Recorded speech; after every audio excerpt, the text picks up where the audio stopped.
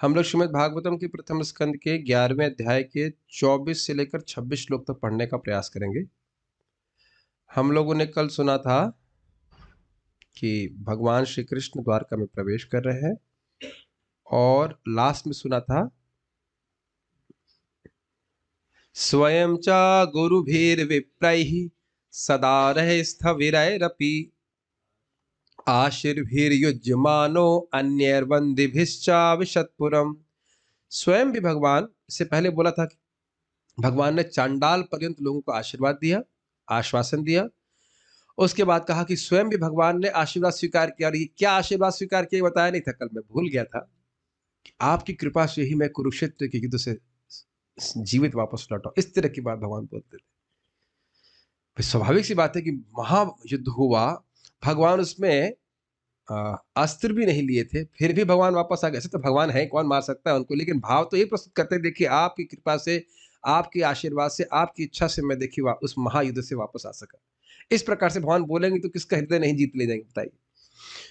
गुरु भी का मतलब था चाचा ताऊ बड़े लोग जितने थे उन सबका। विप्रय सदार है स्थविरैर, मतलब स्थविरैर मतलब जो स्थावर थे, जो चलने में बहुत उनको अशक्त थे, बहुत वृद्ध जो ब्राह्मण थे, वह अपनी पत्नियों के संग आए थे, उनको आशीर्वाद दे रहे थे। और ऐसे आशीर्वादों से युज्यमान यानी कि स्वीकार करते हुए और अन्यों के और वंदियों के आशीर्वाद स्वीकार करके भगवान ने द्वारकापुरी में प्रवेश किया। यहाँ पर बात रुकी थी। अब भगवान जब द्वारकापुरी में प्रवेश करते हैं तो द्वारका की स्त्रियां किस प्रकार से उनका रिएक्शन है, क्या उनका मतलब बर्ताव होता है, किस प्रकार से उनको हर्ष होता है, ये सब चीजें यहाँ पे हम सुनने वाले हैं। हमारे ऑफिशियल चैंटर आज नहीं है तो आप अनऑफिशियल चैंटर पे जूम पे है, ठीक है। अब नहीं नहीं बोल पाएंगे, ठीक है, दूध उठा रहे, ठीक है।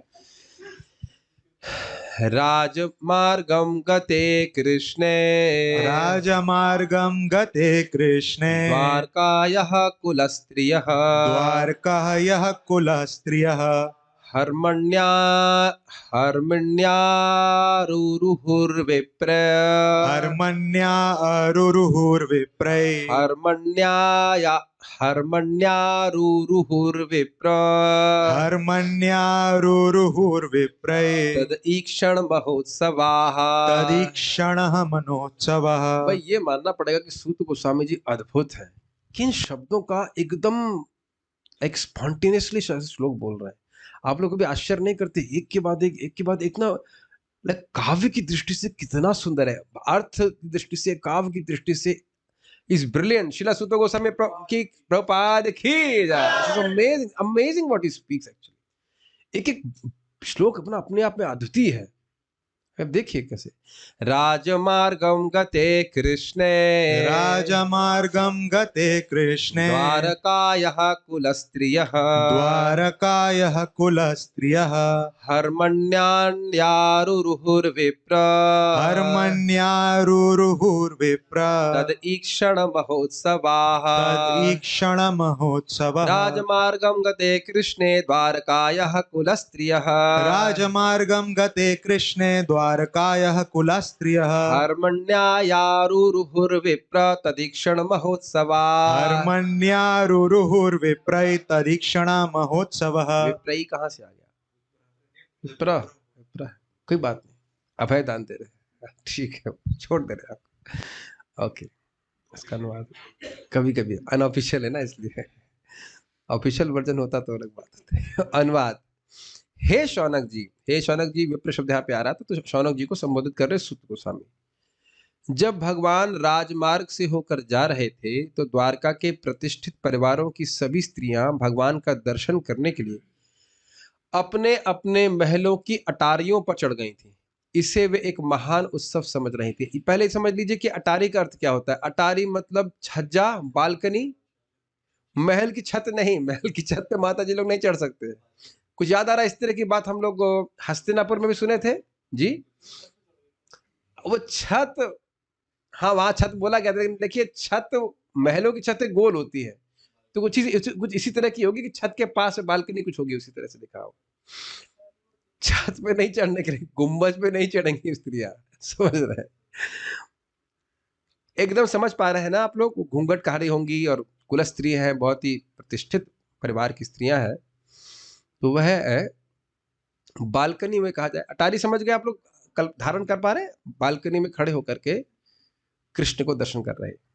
अगर आपको याद हो जब कृष्ण द्वारका में आ रहे थे तो बात आई थी इतर मार्गई, राजमार्गई इतर मार्ग में मुख्य मार्ग था महामार्ग, और उसके साइड वाली गलियों को भी साफ किया गया था, है ना, और जो चौराहे थे उनको भी साफ किया गया था। तो भगवान का जो काफिला कह लीजिए, काफिला तो उर्दू हो गया, हिंदी में क्या कहेंगे, जुलूस तो इंग्लिश वर्ड है। शोभा यात्रा, रथ यात्रा कर लीजिए, भगवान की शोभा यात्रा, रथ यात्रा या जो द्वारका वापस आने की यात्रा है वह मुख्य मार्ग से चल रही है। जैसे कि आपने देखा हो 26 जनवरी में प्रेसिडेंट की जो झांकियां चलती है मुख्य मार्ग से चलती है, प्रेसिडेंट तो नहीं चलते लेकिन मुख्य जुलूस चलते हैं, इस तरह से कर लीजिए। तो भगवान का इस प्रकार का शोभा यात्रा, उसमें आप समझ लीजिए बलराम जी भी हैं, अक्रूर जी भी हैं, क्योंकि जिन्होंने अगवानी करी है वो कृष्ण के साथ भी चल रहे हैं, ये भी समझ लेना होगा। तो कृष्ण इस प्रकार से चल रहे हैं तो वह अटारियों पर चढ़कर उनको देख रही है, और ये देखना ही उनके लिए महोत्सव है। अन्वय देखिए, हे विप्र अर्थात हे ब्राह्मण अर्थात हे शौनक जी, कृष्ण ने जब भगवान श्री कृष्ण राजमार्ग गते, राजमार्ग पर जा रहे थे उस समय, तत् ईक्षण, तत् मतलब होता है वो, उसका, उनके ईक्षण यानी उनके दर्शन को ही महोत्सवाह, महोत्सव मानने वाली, मतलब कि वह द्वारका की स्त्रियां भगवान को देख कर ही परम आनंद का अनुभव कर रही थी। उत्सव मतलब आनंद, उत्सव में आदमी व्यक्ति दुखी होने के लिए तो जाता नहीं है, उत्सव में जा रहा है तो उसका प्रयोजन क्या है जाने का, सुख होना, सुख प्राप्त करना, आनंद प्राप्त करना। तो कह रहे उनको कृष्ण को देखना ही उनके लिए महोत्सव था। किनके लिए? द्वारकाय, द्वारका की, द्वारका की कहने से आशय हो गया कि प्रेम से भरी हुई है, द्वारका के सारे भक्त भगवान के नित्य पार्षद हैं। और क्या? तो कह रहे कुल स्त्रियां, प्रतिष्ठित कुलों की स्त्रियां। आपने अन्य स्त्रियों के बारे में भी सुना था, वह भगवान को रिसीव करने के लिए आगे गई, लेकिन प्रतिष्ठित कुलों की स्त्रियां इस प्रकार से नहीं जा सकती थी। तो वह अब जैसे भगवान जा रहे हैं, पास कर रहे हैं, तो अपनी अटारियों पे, महलों की अटारियों पे आगे आकर के भगवान को देखने के लिए उत्सुक है। तो इसलिए कह रहे कहाँ खड़ी है, तो कह रहे हरम्याणी राजमहलों की अटारियों पर आरूढ़, चढ़ गई। अब चढ़ गई का आशय समझ गए, मतलब वो छत, छत नहीं बोलना, छत बोलते आप कहेंगे गुंबद चढ़ गई, गुंबद पे माता जी लोग नहीं चढ़ेंगे, गुंबद पे हम नहीं चढ़ सकते, आप माता जी को चढ़ा रहे हैं, हमसे कैसे हो सकता है। वो जो बालकनी टाइप की कुछ रहेगी, रेलिंग रही होगी, जो कुछ भी है उस पे वो चढ़ी होंगी। हमारे हमने वहां देखा, चौपाटी मंदिर कोई गए हो तो मंदिर के अंदर अटारियां बना रखी हैं। मैं समझ नहीं पाया, पहले मैं समझ नहीं पाया भाई ये क्या, ये डिजाइन के लिए है क्या। बाद में, हाँ हाँ भाई, अच्छा आप उदाहरण दे, बाद में समझ में आया नहीं वाकई माता जी लोग ऊपर से बैठते थे, कभी कभी प्रभु जी लोग भी बैठते थे वहां पे, सीनियर डिवोटीज में से ऊपर से नीचे अंदर, अंदर कथा चल रही है, ऐसे मान लीजिए ये रूम है और इधर ऊपर डेकोरेशन किया। आप लोग गए हैं कभी चौपाटी मंदिर, तो ऊपर में साइड में लगा रखा। पहले तो मुझे यही लगा कि ये केवल डेकोरेशन के लिए, बाद में देखा नहीं वाकई भक्त लोग ऊपर बैठते हैं, जो भर जाता है स्थान, तो ऊपर ऐसे दो दो तीन तीन करके बैठ के देख रहे होते हैं महाराज क्या प्रवचन कर रहे हैं। क्वाइट स्वीट, क्या भाव वहां पे रखा गया है। अब आपको अगर फोटो याद हो तो एक फोटो आप उसमें भी देखे होंगे, फोटो की जरूरत नहीं है, एग्जाम्पल, हाँ प्रभुपाद जी का आपने समाधि सब लोग गए हैं, तो ऊपर वाले भाग को आप अटारी जैसा कह सकते हैं, समझ रहे हैं, एक प्रकार की बालकनी है और ऊंचे पे आप उस पर ट्रेलिंग है, उस पर खड़े होकर के व्यक्ति देख सकता है। ये प्राय आजकल भी मकानों में रहता है, बालकनी व्यक्ति रखता है। मान लीजिए रोड पे है उसका मकान है तो बालकनी रहती है इसमें, बल्कि ये कहा जाए कि 2-3 फीट बालकनी ऊपर निकाल दे तो उसी को बड़ी सफलता मानता है कि रोड के ऊपर 2-3 फीट निकाल दिया हमने, कुछ एक्स्ट्रा मिल गया है, ये हमने कुछ जीवन की सफलता प्राप्त करी है। भारत की स्थिति ऐसी है, क्या करें। संस्कृत देखिए, राजमार्गम गते कृष्ण, जब कृष्ण राजमार्ग पे जा रहे थे, यानी अपने महल की तरफ जा रहे थे, द्वारकाया कुल स्त्रिया, द्वारका की प्रतिष्ठित कुलों की स्त्रियां, हरमण्या आरुरुहुर, अपने महल की टारियों पर चढ़ गईं। विप्र अर्थात हे शौनक ऋषि, क्यों? तद ईक्षण महोत्सव, तत् मतलब कृष्ण, तो कृष्ण को ईक्षण, कृष्ण को देखना ही उनके लिए महोत्सव था, कृष्ण को देखने के लिए वे बहुत इच्छुक थी, ऐसे कर, ठीक है। अब एक आश्चर्य की बात है, मानो कोई देखिए भगवान तो रोज ही जाते रहे होंगे, ऐसे भी द्वारका में भगवान को देखती ही स्त्रियां, तो ऐसा क्यों बोल रही कि तदीक्षण महोत्सव। क्योंकि देखिए जिसका प्रेम होता है उसको भगवान के संबंध में कोई भी कार्य करता है तो आप सुन चुके हो कि बहुत आनंद प्राप्ति होती है। तो उसको ऐसा नहीं लगता है कि अब तो कृष्ण को देख ही लिया है, क्या और देखना है। कभी तृप्ति नहीं होती है। अपितु बड़ी अद्भुत बात यह है कि जितना देखते हैं तृष्णा बढ़ ही जाए। तृष्णा मतलब देखने की प्यास, मतलब यहाँ इस कंटेक्स्ट में प्यास, इच्छा। तो जितना कृष्ण को देखते हैं उतना और अधिक देखने की इच्छा होती है। यहाँ पे आप किसी भी भौतिक रूप के प्रति आकृष्ट हो, कुछ समय के बाद उधर ध्यान नहीं देंगे। ये स्वाभाविक है। कितना भी कोई सुंदर रूप है, उस कुछ समय के बाद, साल 2 साल 3 साल के बाद, अब ट्रांसफॉर्मेशन आप जानते ही हैं। नहीं, वो नहीं, चंद्रमुखी, सूरजमुखी एंड देन ज्वालामुखी, और सेम, कोई ज्यादा अंतर नहीं होता है। तो ये सभी के संग होता है। अच्छा, दूसरी बात एक और भी है कि यहाँ का रूप वैसा रूप रहेगा भी नहीं। बहुत जल्दी ही वह रूप परिणत हो जाएगा, बहुत वृद्धावस्था में आ जाएगा। कभी भी आप किसी बिफोर आफ्टर का देखिए ना, कि कोई हीरोइन थी पहले बड़ी सुंदर लग रही थी, बहुत लोग मर रहे थे, हो सकता है बहुत लोग आत्महत्या कर लें उसके लिए, और उसके बाद देखो कितनी वो उसकी शरीर जीर्ण हीर्ण हो जाता है कि नहीं। और प्लस आप जानते हैं कि इस जगत के रूप की वास्तविकता में कुछ भी दम नहीं है कि नहीं। उसमें हम क्या व्याख्या करें, भगवान के रूप के बारे में वर्णन करना चाहिए तो खाली बात यह है कि भगवान का जो रूप है यहाँ पे अद्वितीय है, अद्भुत है, और उसको देखने की लालसा द्वारका की स्त्रियों में बहुत अधिक है, क्योंकि पहले से भगवान की प्रेमी है। तात्पर्य, भगवान का दर्शन करना निस्संदेह, ओ आप गिरधारी प्रभु को जानते हैं, उनकी पत्नी ने शरीर छोड़ दिया in the morning today. No problem, she chanted 30 rounds every day. भगवान के पास गए, उनके लिए एक बार हम बोल देंगे हरे कृष्ण मंत्र, हरे कृष्णा कृष्णा कृष्णा हरे हरे, हरे राम राम राम हरे हरे। कितने आश्चर्य की बात है। अभी देखिए, आपको सभी मिले थे ना, कार्तिक में मिले थे। कर लो जॉब अब, और कर लो जॉब, जॉब ही करते रहो, टाइम देगा तुमको काल। मैं बोलता रहा था कि वृंदावन में शिफ्ट हो जाइए, नहीं मानी। चलो चली गई भगवान के पास, कोई दिक्कत नहीं। कोई मरता नहीं है, nobody leaves the body, just promotional offer होता है, कहीं प्रमोशन भगवान कृष्ण कर देंगे, कोई दिक्कत नहीं, नोबडी डाइज हियर। तात्पर्य, भगवान का दर्शन करना निसंदेह अपने आप में एक महोत्सव है, जैसा कि द्वारका नगर की स्त्रियों ने माना। ये बताइए, रोज मंगल आरती में आप लोग ठंड में स्नान करके काय को जा रहे? क्योंकि ब्रेकफास्ट नहीं मिलेगा। नहीं, ऐसा नहीं है। आप लोग से तो ऐसा नहीं घटित होगा ना, यहाँ तो बहुत पैसे वाले लोग भी है कि नहीं, इसीलिए तो हम जाते नहीं। ब्रेकफास्ट की चिंता है नहीं, 50 रुपए देके खा लेंगे, इसमें क्या दिक्कत। नहीं, आप जानते हैं कि भगवान का सुबह सुंदर, बहुत सुंदर दर्शन होता है कि नहीं। और दर्शनार्थी भी, is it not very, everything is amazing. और हम कितने साल से देख रहे हैं, 13 साल से 14 साल से तो देख ही रहे हैं, और हमसे भी पहले से लोग देख ही रहे हैं भगवान को। ये नहीं कह रहे अब क्या, वही वही तो कहीं श्याम सुंदर, वही कौन होता है, कोई नया चीज लेके आओ, ऐसा तो कुछ है नहीं। हर दिन नया नया लगता है कि नहीं। बल्कि ड्रेस भी याद नहीं रहती थी, कल क्या पहना है, आज भगवान ने क्या पहना है, 2 बार चेंज होता है, रात्रि में फिर चेंज हो जाता है, उसका दर्शन आते में चेंज होता है। कुछ कुछ ड्रेसेस याद रहती हैं, जैसे कि वो जो बीच में भी मणिपुर की ड्रेस थी, वाह, या फूल की ड्रेसेस होती है, कितना सुंदर से, कितना आग्रह से भगवान लोग देखने के लोग जाते हैं। ये महोत्सव है, नेत्र महोत्सव। क्या बोलते हैं, feast for the eyes, English में शब्द है इसका, क्या बोलते हैं, आई फीस्ट बोलते हैं ना, क्या, आई कैंप नहीं, हाँ, आई कैंडी ना ना, कुछ शब्द बड़ा अच्छा था, कहने नेत्रोत्सव तो कह ही सकते हैं। तो ये महा उत्सव है नेत्रों के लिए।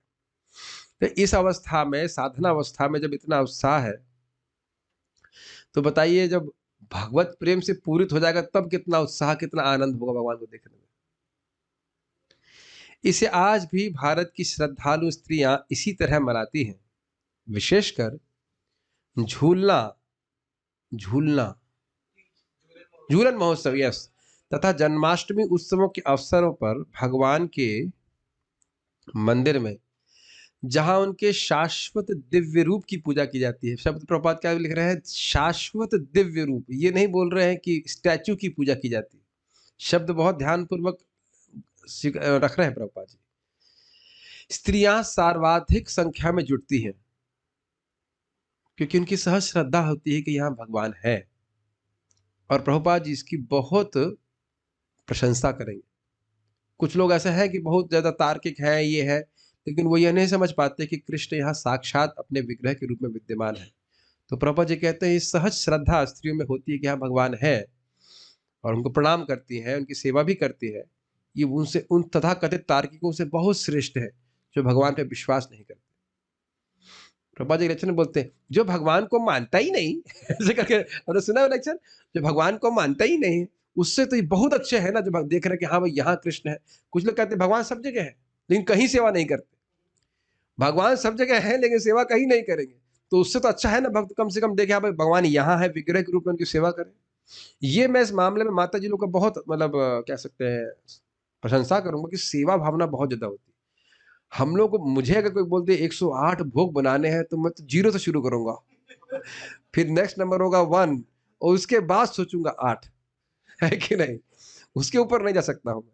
लेकिन उस दिन कितना देखो माता जी लोगों ने सबने मिलकर के 140 भोग कृष्ण बलराम के बनाए। सहज श्रद्धा है ना कि कृष्ण बलराम है, तभी ना ऐसे सेवा करेंगे।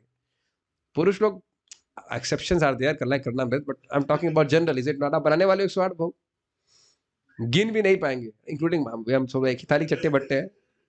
लेकिन एक बार मेरा अनुभव है, हरिचरण प्रभु के नेतृत्व में हम लोगों ने यही रामनवमी के समय भोग बनाया था। यहाँ पे तो नहीं, उससे और पहले he was very healthy at that time, he was a main cook.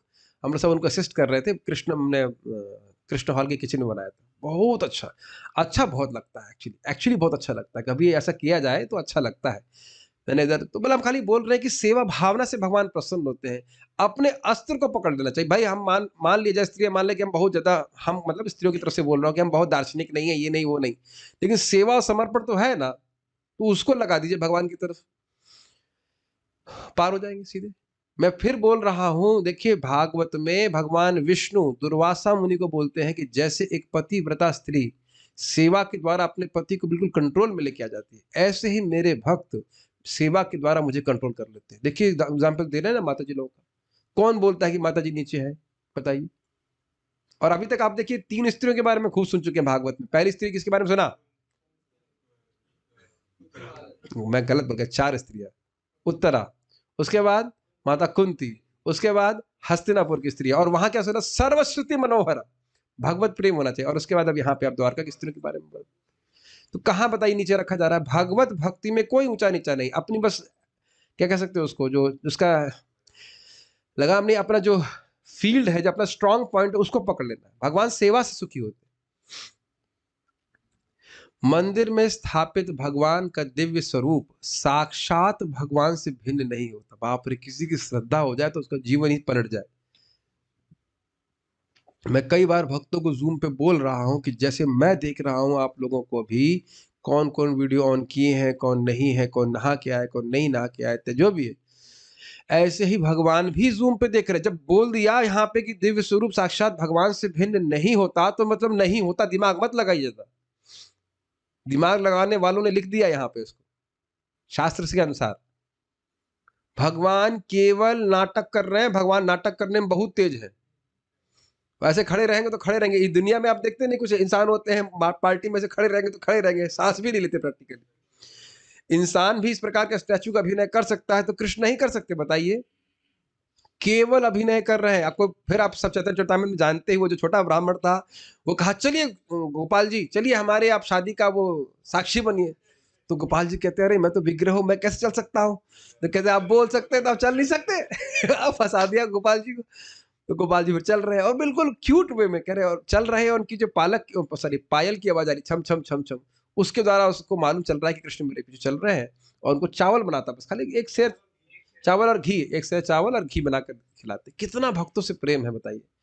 तो विग्रह के रूप में भगवान आते हैं ताकि हमारी सेवा को स्वीकार करें। बहुत सारी बातें होती हैं। एक बात मुझे बार बार बोलता हूँ, मुझे बहुत आनंद आता है बोलने में। एक बार गिरिराज जी को राजापुर के जगन्नाथ जी के पास बिठा दिया। वो बहुत मजेदार है। तो जगन्नाथ जी पुजारी के सपने में, हटाओ इसको यहाँ से, गिरिराज को हटाओ यहाँ से। तो क्यों भाई हटा दे? कह रहे ये तो मंत्र पढ़ने का भी मौका नहीं देता है, जो भी भोग लगाते हैं वो पहले खा जाता है, मंत्र पढ़ने से पहले खा जाता है। मैं मर रहा हूँ यहाँ पे, भूखा मर रहा हूँ, ऐसे करके। देखिए अगर कोई कृष्ण भगवान कृष्ण ऐसे किसी भक्त को बोलेंगे, उसको कितना प्रेम लगेगा ना। देखिए आके कोई खा रहा है अलग बात, कोई मैं भूखा हूँ आप मुझे ला के दीजिए, ऐसे भगवान बर्ताव करते हैं। समझ रहे बात को? हमारे भक्त को कुछ परेशानी में थे, हमने कहा भाई कृष्ण बलराम जी से बड़ा मैनेजर कोई नहीं है, आप उनकी पार्सल आप उनसे बात करिए, सब सब कुछ कर देंगे। कहते नहीं मैं उनसे भगवान के दूसरे रूपों से पूजा करूँ। मैंने कहा भाई जिसको करना हो करो, हमारी तो मैनेजर वही है, जो समस्या होती है उनको बता देते हैं, वो सब सॉल्व कर देते हैं। और ये प्रभुपाद जी के शब्द हैं, क्या कि कोई भी कठिनाई है आप कृष्ण बलराम जी के पास जाइए, सब कुछ हो जाएगा। हम अब बहुत सारी कहानी बताएंगे तो आप लोगों को विश्वास नहीं होगा, लेकिन टाइम भी नहीं, विश्वास तो होगा लेकिन समय नहीं है यहाँ पे। लेकिन कोई भी समस्या आप कृष्ण बलराम जी के पास जाइए, अपने टाइम से सब ठीक कर देते हैं, कोई बड़ी बात मुझ नहीं है मुश्किल। ठीक है, हाँ, अरे अभी नहीं, बाद में मैं वो अलग से सुनाना, वीडियो टेलीग्राम से भेज देना। वही 3 श्लोक मुझे पढ़ाना है, इसीलिए मैं थोड़ा तेजी से जा रहा हूँ। ओके, भगवान का ऐसा स्वरूप अर्चा विग्रह या अर्चा अवतार कहलाता है। देखिए जैसे भगवान जब साक्षात भी आते हैं तो क्या सब लोग समझ लेते हैं भगवान है? नहीं, वो बिल्कुल ऐसा अभिनय करेंगे जैसे मान लो इंसान हो, सब लोग नहीं समझ पाते। उसी प्रकार से विग्रह के रूप में भी भगवान आते हैं तो फिर भगवान ऐसा अभिनय करेंगे कि लोग कहेंगे अरे देखो ये कैसे भगवान है, इनकी थाली में चूहा वो है, क्या कहते हैं, लड्डू पड़ा है, चूहा खा के निकल जाता है, ये कैसे भगवान है? क्या आपने सुना इस तरह के आर्गुमेंट? अरे वो ऐसे भगवान की पूजा करने से क्या फायदा जो अपना लड्डू भी नहीं बचा सकते। अब आर्गुमेंट ये भी है इसके, अगर आर्गुमेंट की बात की जाए तो भक्त कहेगा कि देखो भाई जो दुनिया को खिला रहे हैं उनका लड्डू अगर एक चूहा खा लेगा तो उसके पीछे क्या वो चक्र लेके भागेंगे कि तूने मेरा लड्डू क्यों खाया? जो भगवान दुनिया को खिला रहे हैं उनका भी तो चूहा भी तो उनका अंश है, अगर वो एक लड्डू खा लेगा तो क्या भगवान मर जाएंगे क्या? ना क्या होगा, चक्र लेके भागेंगे भाई, तुम उसको पकड़ो पकड़ो कैसे करके, तो नहीं कर रहे हो। भगवान उदार है, चूहे को भी खाने देते, क्या दिक्कत है? तो ये एक ध्यान दीजिए, अर्चा अवतार क्यों लेते हैं? एक तो आपने कारण सुना क्योंकि हम भगवान के दिव्य स्वरूप को नहीं देख सकते। दूसरा कारण है कि भगवान अपने आप को असहाय अवस्था में रखना चाहते हैं। अगर आप पहनाओगे तो कपड़ा पहनेंगे, अगर आप खिलाओगे तो खाएंगे, तो भर भक्त का प्रेम बढ़ जाएगा कि नहीं, ये बताइए? दायित्व आ जाएगा ना, अरे कृष्ण को खिलाना है, कृष्ण को खिलाना है, ऐसा बनाना है करके। तो इस संबंध को भी अपने भक्त के प्रेम को और स्वीकार करने के लिए भगवान इस प्रकार का अवतार लेते हैं। और नहीं तो मान लो भगवान अवतार के रूप में है, अर्चा रूप में, जिस दिन नहीं खिलाया उस दिन भगवान ने कहा ठीक है मैं गोविंद रेस्टोरेंट में खा के आ गया तो फिर आप कहेंगे ठीक गोविंदम खाइए, हम क्या बनाएंगे है कि नहीं? होता है ना भाई, मान लीजिए कोई व्यक्ति ऐसा हो जो बिल्कुल आप पर आश्रित है, तो आप भी उसके बारे में सोचेंगे कि नहीं सोचेंगे? तो भगवान भी इसी तरह से अपने आप को प्रस्तुत करते हैं कि आप नहीं करेंगे तो कैसे, हम बताइए? बोलते भी है कि नहीं बताइए? माधवेंद्रपुरी को बोले ना कि मैं प्रतीक्षा कर रहा था कब माधवेंद्रपुरी आएगा, मैं यहाँ गर्मी में पड़ा हूँ, परेशान हूँ, बारिश हो रही है, ऐसा करके बहुत दुखी हूँ, मतलब जो दुनिया को चलाने वाले वो से बोल रहे हैं। तो भक्त भी इस प्रकार से फिर उद्यम करते हैं। फिर उसके बाद माधवेंद्रपुरी के सपने में कहते हैं बस देखिए मेरा शरीर पूरा जल रहा है, बहुत गर्मी लग रही है, ऐसा करिए अब आप मलय चंदन लेके आ जाइए। तो भक्त भी बड़े उत्साह से तुरंत ठीक है चल दिए मलय चंदन लेने के लिए, वो भी पैदल। अद्भुत है, ये भगवान और भक्त के बीच में प्रेम का आदान प्रदान है। ये महाप्रभु जब उधर उनके लाल एक ब्राह्मण आते हैं कि घर में लड्डू गोपाल को भोग लगाते हैं, तो भोग लगाने के लिए आते देख भगवान महाप्रभु आके खा लेते इसको, निमाई पंडित 3 बार खा लिए, फिर कहते फिर वो हाय हाय कर रहा था, कह रहा था तुम कैसे आदमी हो, पहले मुझे बुलाते हो खाने के लिए, अब मैं खा लेता हूँ तुम हाय हाय कर रहे हो। तो ये कितना भक्त जो है प्रिय लगेगा। बहुत सारे उदाहरण हम शास्त्र से आपको इस प्रकार से बता सकते हैं। तो भगवान अपने विग्रह से अभिन्न है। एक और बताना चाहेंगे छोटी सी कहानी की, ये चैतन्य भागवत की है। पुंडरीक विद्यानिधि एक बार जगन्नाथपुरी में थे और वहां पे ओढ़न षष्ठी के दिन माड़ लगा हुआ कपड़ा जगन्नाथ जी को अर्पित किया, वही जो है राजा पहनने लगा, उसको अपवित्र माना जाता है। माड़ लगा कपड़ा भगवान को नहीं दिया जाता, धुल करके दिया जाता है। तो पुंडरीक विद्यानिधि कौन है? वृषभानु के अवतार है, राधा रानी के पिता के, ऐसे ही प्रेमी भक्त है। तो उस समय आए हुए थे वहां पे, तो मैं समझ रहा हूँ स्वरूप दामोदर को वो बोलते हैं, उनसे मित्रता रहती है, तो उनसे मजाक करते हैं कि भाई ये क्या हो रहा है यहाँ पे, भगवान को ये मार लगा कपड़ा दे रहे हैं।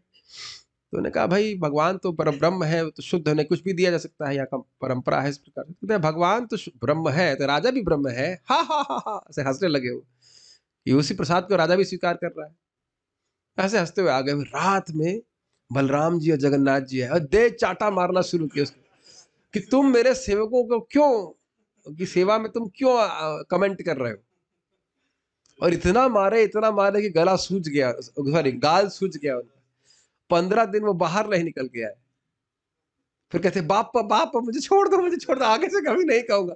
तो अब देखिए कि ऐसा लग रहा है कोई कहेगा जगन्नाथ जी लकड़ी नहीं है, वो ब्रह्म है, साक्षात भगवान है। और प्रभुपाद जी से पूछा गया यहाँ पे कि भाई इतना दूर मंदिर आप बना रहे हो, कौन आएगा यहाँ? तो प्रभुपाद जी का सिंपल शब्द था, जहाँ कृष्ण है वहाँ सब लोग आएंगे। देखिए कि कार्तिक में कितने लोग आए। आप लोग भी आशा लेके आएंगे भगवान का दर्शन मिलेगा, और इतना भीड़ की दर्शन ही प्राप्त नहीं हो रहा है। तो ये कृष्ण जहाँ रहेंगे वो खींचेंगे सबको। तो यही सब बातें समझने वाली हैं, ठीक है। तो ये भगवान का दिव्य स्वरूप है, ये अर्चा विग्रह। और एक और बात एक भक्त बता रहे थे, ऋतध्वज महाराज, यही नाम है इनका, ऋतध्वज महाराज, जहाँ तक मुझे स्मरण आ रहा है, ऋतध्वज नाम है या ऋतध्वज, क्षमा कीजिएगा। तो उन्होंने बताया, वो कोट कर रहे थे साउथ इंडियन टेक्स्ट से। मैंने बाद में पूछा कि महाराज रेफरेंस क्या, तो कह रहे थे कि उनके आचार्यों के अनुसार भगवान के जितने भी अवतार है वो सब अर्चा अवतार में सम्मिलित होते हैं, सबकी पूजा आप कर लेते हो, ठीक है। और इस भौतिक जगत के असंख्य भक्तों की भक्ति को सरल बनाने के लिए भगवान की अंतरंगा शक्ति द्वारा इसे विस्तार दिया जाता है, विस्तार किया जाता है, जैसे भी कह लीजिए। तो भगवान अपनी अंतरंगा शक्ति के द्वारा इस जगत में प्रकट होते हैं। जो प्रेमी भक्त है वो समझता है कि प्रतिमा नाही तुम्ही साक्षात ब्रजेंद्र नंदन। जितना जितना प्रेम बढ़ेगा उतना उतना समझ में आएगा। भक्तों का भी अनुभव है, अब मंगल आरती में कभी कभी ऐसा भगवान अनुभूति देते हैं कि मैं हाँ साक्षात यहाँ पे हूँ, है कि नहीं? अरे आप तो बहुत कम दिन के लिए, आपको भी अनुभूति हो गई। So Krishna can reveal any time, is it not? किसी को भी हो सकता है ये, और ये केवल आपकी कल्पना मात्र नहीं है, क्योंकि रोज ऐसा नहीं होता। कल्पना होती तब रोज ही कल्पना करते। Sometimes you can actually see कि कृष्ण बलराम यहाँ पे है। अब बहुत उन्नत है तो रोज ही अनुभव कर पाएंगे, लेकिन प्रणाम करते समय कुछ भगवान कभी कभी स्पेशल कृपा करते हैं। सब भक्त तो समझते हैं इस बात, स्पेशल ग्लांस ऑफ मर्सी। तो ये वो हमेशा रहते हैं, हम लोग कवर्ड रहते हैं, इसलिए हम समझ नहीं पाते। भौतिक इंद्रियां भगवान की आध्यात्मिक प्रकृति की अनुभूति नहीं कर पाते। भगवान का रूप, भगवान का सुगंध, भगवान का जो भी कुछ गुण है वो नहीं पकड़ पाते। अतएव भगवान अर्चा विग्रह रूप को स्वीकार करते हैं, जो बाह्य रूप से मिट्टी, काठ तथा पत्थर का बना होता है, लेकिन इसमें कोई भौतिक कलमश नहीं होता। मतलब ऐसा नहीं सोचना चाहिए कि उसमें भगवान है, वही भगवान है, वो सच्चिदानंद स्वरूप है। अब भले हमको दिख नहीं रहा है, वो नहीं देख पाना वह हमारी अयोग्यता है, हमारी असमर्थ है। लेकिन शिला प्रभुपाद जी जैसे भक्त हैं तो वो बात भी करेंगे। आप जानते हैं, प्रसिद्ध बात है कि प्रभुपाद जी वृंदावन नहीं आना चाह रहे थे, अमेरिका से वापस। उनका प्लान था कि वहीं प्रचार करेंगे। तो रुक्मिणी द्वारकाधीश टेम्पल में भगवान रुक्मिणी द्वारकाधीश उनको बोले, जाओ वृंदावन वापस जाओ, मैं तुमको यहां से 100 गुना अधिक अच्छा मंदिर दूंगा। ये प्रभुपाद जी के शब्द है, हमको श्रद्धा रख के स्वीकार करना पड़ेगा, करना चाहिए एटलीस्ट। तो जो शुद्ध भक्त है वह भगवान से बात भी कर सकता है, गुस्सा भी हो सकता है, सब कुछ कर सकता है। एक जगह मंदिर में प्रभुपाद से पूछा, प्रभुपाद वहां पे गए और प्रभुपाद बुलाए किसी व्यक्ति को, बोले वो ये मंदिर के बर्तन कौन साफ करता है भगवान के? वो व्यक्ति करते हैं। बोला उसको, क्यों तुम ठीक से सफाई नहीं करते हो? तो भगवान ने साक्षात प्रभुपाद को बताया कि वो व्यक्ति बर्तन ठीक से साफ नहीं करता है। आपको याद है कल सुना था ना कि भगवान हर सेवा के प्रति सतर्क है, क्या कर रहा है, क्या नहीं कर रहा है, कैसे कर रहा है, इत्यादि। प्रभुपाद इस बात को आगे आप पढ़ेंगे, कहते हैं कि श्रीमद् भागवत के श्रवण के द्वारा व्यक्ति इसको समझना होता है कि कैसे भगवान का विग्रह भगवान से अभिन्न है। हमने पंच अंगा महाभक्ति में सुना था, पंच महासाधनों में सुना था कि श्री मूर्ति श्रद्धाय स्थिर। ये शब्द बहुत ध्यान से सुनना होगा। श्री मूर्ति में श्रद्धा की साक्षात भगवान है, फिर उस तरह से सेवा करना। ये नहीं मात्र कि वैसे पत्थर मात्र है, तब भगवान फिर उस प्रकार से नहीं कृपा करते। श्रद्धा होना चाहिए, श्रद्धा ही शास्त्र से आनी चाहिए, ठीक है। भगवान कैवल्य यानी एकाकी होने के कारण उनमें कोई भौतिक पदार्थ नहीं रहता। वे अद्वितीय हैं, मतलब उनके अलावा और कुछ है नहीं। अतएव वे भौतिक धारणा से कलमशग्रस्त हुए बिना किसी भी रूप में प्रकट हो सकते हैं। भाई जब वह कछुए के रूप में हो सकते हैं, नरसिंह के रूप में हो सकते हैं, तो अपने विग्रह के रूप में क्यों नहीं हो सकते? और अपने नाम के रूप में क्यों नहीं हो सकते? पता समझने का तरीका क्या है? इसको समझने का तरीका बहुत सिंपल है। भगवान अपनी अचिंत्य शक्ति से कुछ भी कर सकते हैं। Make sense? भगवान अपनी अचिंत्य शक्ति से कुछ भी कर सकते हैं, ये बात आप समझ लीजिए। फिर उसके बाद अपना ये समझ लिया कि भगवान की अचिंत्य शक्ति है, अब वो कुछ भी कर सकते हैं उससे। तो अब भगवान के सामने जो जो बात आएगी उस पर ये आपको लागू करते चलना पड़ेगा कि भगवान का नाम भगवान से भिन्न है। भगवान अपने नाम के रूप में हमारे जीव पे आते हैं। कैसे आते हैं? अचिंत्य शक्ति से। भगवान विग्रह के रूप में कैसे आते हैं? अचिंत्य शक्ति से। भगवान देख के कैसे खा लेते हैं? अचिंत्य शक्ति से। बस वही हर जगह आप ये एक फॉर्मूला लगाते चले जाइए। और ये ऐसा नहीं खाली हम लोग कन्विंस करने के लिए बोला, ये वास्तविकता है। भगवान एक ही समय में अपने आप को कैसे विस्तारित करते हैं? अचिंत्य शक्ति से। हमारे समझ में नहीं आ रहा है, लेकिन भगवान को खूब समझ में आ रहा है कैसे करना है। ठीक है। एक ही समय में भगवान सर्वज्ञ और अज्ञ कैसे हो जाते हैं? अचिंत्य शक्ति से। एक ही समय में भगवान असीमित और बंधन में कैसे आ जाते हैं? अचिंत्य शक्ति। क्लियर जी। ये जीव को समय बोलते हैं कि बिना भगवान की अचिंत्य शक्ति को स्वीकार के हम भगवान को नहीं समझ सकते, क्योंकि भगवान के गुण ही ऐसे दिव्य हैं कि आपको आश्चर्य होने लग जाएगा। अतएव भगवान के मंदिर के सारे उत्सव जिस रूप में वे मनाए जाते हैं उन उत्सवों के समान होते हैं जो लगभग 5000 वर्ष पूर्व द्वारका में भगवान के वास के दिनों में मनाए जाते थे। श्रील प्रभुपाद का कितना, देखिए प्रभुपाद जी न सिर्फ तात्पर्य लिख रहे हैं, उनकी एक विशेष प्रेम और श्रद्धा भगवान के प्रति, ये आप लोग अनुभव कर पा रहे हैं तात्पर्य में। आप जानते हो कि बचपन में ही प्रभुपाद जी को श्री राधा गोविंद के विग्रह की सेवा बड़ी सुंदर लगती थी। प्रभुपाद जी बचपन में जगन्नाथ रथ यात्रा करना चाहते थे। उनके पिताजी के पास नए रथ के पैसे नहीं थे, तो एक माता जी ने अपना रथ जगन्नाथ जी का उनको दिया, उसको प्रभुपाद जी रथ यात्रा चला रहे थे। ऐसा करते थे बचपन में, सहज आकर्षण था। आपको याद है ना, राधा गोविंद जी के तो विग्रह थे। मलिक फैमिली के यहाँ पे, मलिक फैमिली के यहाँ पे प्रभुपाद जी जाया करते थे। तो ये बहुत अच्छी बात है। यानी कि देखिए, जो सौभाग्य व्यक्ति को भगवान के धाम में जाकर भगवान को देखने का प्राप्त होगा, वही सौभाग्य हमको रोज मंगल आरती में जाने के द्वारा प्राप्त हो रहा है। अनुभव में अंतर इस बात पे है कि हमें प्रेम कितना है भगवान से। ये बात समझ में आ रही है?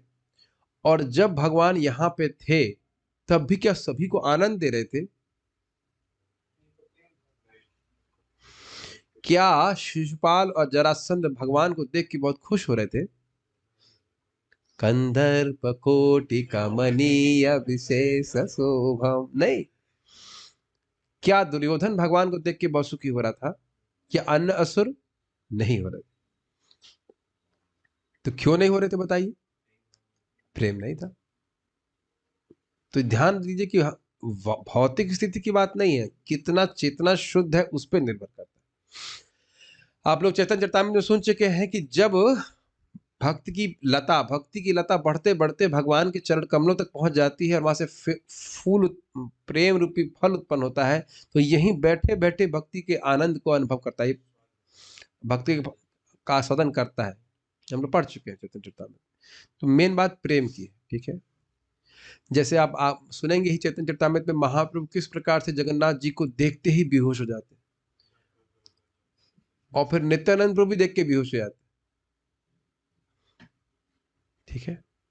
तो प्रेम की बात, प्रामाणिक। एक बात और कहना चाह रहा था, यद्यपि हम भगवान को अपनी इंद्रियों से देखते हैं, लेकिन जो इंद्रियां इंफॉर्मेशन हमको फीड कर रही हैं उस पे हम विश्वास नहीं करते। ये दोनों बातें समझ में आ रही हैं? आंखों से देख रहे हैं कि ये विग्रह है या मूर्ति से कहा जाए, लेकिन जो आंखें बोल रही हैं कि ये मूर्ति है, वैसे भगवान को नहीं देख रहे। भगवान को वैसे देख रहे जैसे हमने सुना है। Make sense? ये नहीं है कि अब हम मंगल आरती में कल जाए और हम कुछ बात करें, वो इन्वेस्टमेंट का जो अपने शेयर्स लगाए थे उसको बॉन्ड्स का कितना पैसा है। अब आप जानते हो ये सब बातें मंदिर के बाहर की जाएंगी। बाहर भी ना की जाए तो भी अच्छा है, लेकिन अगर करना पड़े तो बाहर ही की जाएंगी, है ना। मंदिर में भगवान के सामने ये सब बातें नहीं की जाएंगी। अरे वो भाई वो भक्त बड़ा परेशान कर रहा है, ये वो सब बातें मंदिर के बाहर, मंदिर के अंदर नहीं, है ना। तो ये हमारे सचेत होने का लक्षण है। ये किसके आधार पर? ये समझते हुए कि यहाँ भगवान है, यहाँ मूर्ति मात्र नहीं है। आप सुना नहीं, अपराध होता है भगवान के सामने किसी को गाली देना, डांटना, ऐसे करके। कम से कम भगवान को विग्रह के रूप में तो देखे। ऐसे तो भगवान हमारे हृदय में भी है, लेकिन इतना सचेत नहीं, तो कम से कम इतना तो देखे कि भगवान विग्रह के रूप में यहाँ पे है, इनके सामने तो हमें कुछ नहीं बोलना गलत। जो भी गलत करना है मतलब वो बाहर बाहर करे। वैसे तो बाहर कुछ भगवान का है नहीं, लेकिन अवेयरनेस की बात बोल रहा हूँ। ठीक है। प्रामाणिक आचार्य जो ईश तत्व के विज्ञान से भली भांति परिचित होते हैं, ऐसे भगवत मंदिरों की स्थापना विधि विधानों के अंतर्गत सामान्य लोगों की सुविधा के लिए करते हैं, क्योंकि जो लोग अल्पज्ञ हैं और इस विज्ञान से परिचित नहीं होते वे इस महान सॉरी क्योंकि नहीं लेकिन होना चाहिए ना, लेकिन जो लोग अल्पज्ञ हैं और इस विज्ञान से परिचित नहीं होते वे इस महान प्रयास को मूर्ति पूजा मानने की गलती करते हैं और ऐसी बातों में अपनी टांग अड़ाते हैं जिन तक उनकी पहुंच नहीं होती। इंग्लिश में प्रभात लिखते हैं they poke their nose in the subject matter which is of not their access to which they don't have access, है ना। बड़ा अच्छा इंग्लिश प्रभात की है, बड़ी स्वीट है। पोक their knows, poking of nose समझते ही है ना नाक घुसाना हिंदी में ऐसा अच्छा नहीं लग रहा, लेकिन पोकिंग द नोज ना, नाक लंबी हो जाती है ना किसी की, तो ऐसे ऐसे कर क्यों ये क्या कर रहा है, ये क्या कर रहा है, ऐसे करके कुछ लोग की भावना होती है इस प्रकार से। ये दो को समझने का प्रयास कीजिए। देखिए हम लोग सब कनिष्ठ हैं, अब मैं अपनी बात कर रहा हूँ, आप लोग को मिला ले रहा हूँ ताकि बुरा नहीं लगे मेरे को। तो हमको नहीं समझ में आ रहा है, लेकिन इतनी तो युक्ति लगानी चाहिए ना कि अगर भगवान अपने विग्रह से अभिन्न ना होते तो प्रभुपाद जी इतना परिश्रम क्यों करते, क्या उनको जरूरत थी? एक दृष्टि से देखें तो प्रभुपाद जी को जरूरत नहीं थी, एक दृष्टि से, मतलब प्रभुपाद तो यहाँ पे राधा दामोदर में भी रह रहे थे। फिर शिला रूप गोस्वामी पाद, माधवेंद्रपुरी पाद, इस सब ने विग्रहों की सेवा क्यों करी? और तो और महाप्रभु स्वयं सुबह जाते और दोपहर तक भगवान का, ईश्वर का दर्शन करते रहते, भगवान के दर्शन करते, क्यों करते रहते? अगर भगवान नहीं होते तो बताइए। अगर जानते हो कि वह रोज जाते और पीछे नरसिंह देव जी का मंदिर जो जगन्नाथ जी के, वहां पे वही स्तुति गाते जो हम लोग रोज गाते हैं, आपको पता है ये बात? जो हम लोग नमस्ते नरसंगा गाते हैं उसके बाद वाला गाते हैं, वो स्वयं चैतन्य चरितामृत में लिखा है, चैतन्य महाप्रभु स्वयं इसको गाते थे। प्रभुपाद जी एक भी चीज कहीं बाहर से नहीं दे रहे, जयदेव गोस्वामी जी इसको लिखे और महाप्रभु रोज गाते थे इसको। तो वहां से हमारी श्रद्धा हमको बोरो कर लेनी चाहिए, उधार लेनी चाहिए कि भाई आचार्यों ने इस प्रकार से भगवान के विग्रह की स्थापना क्यों करी।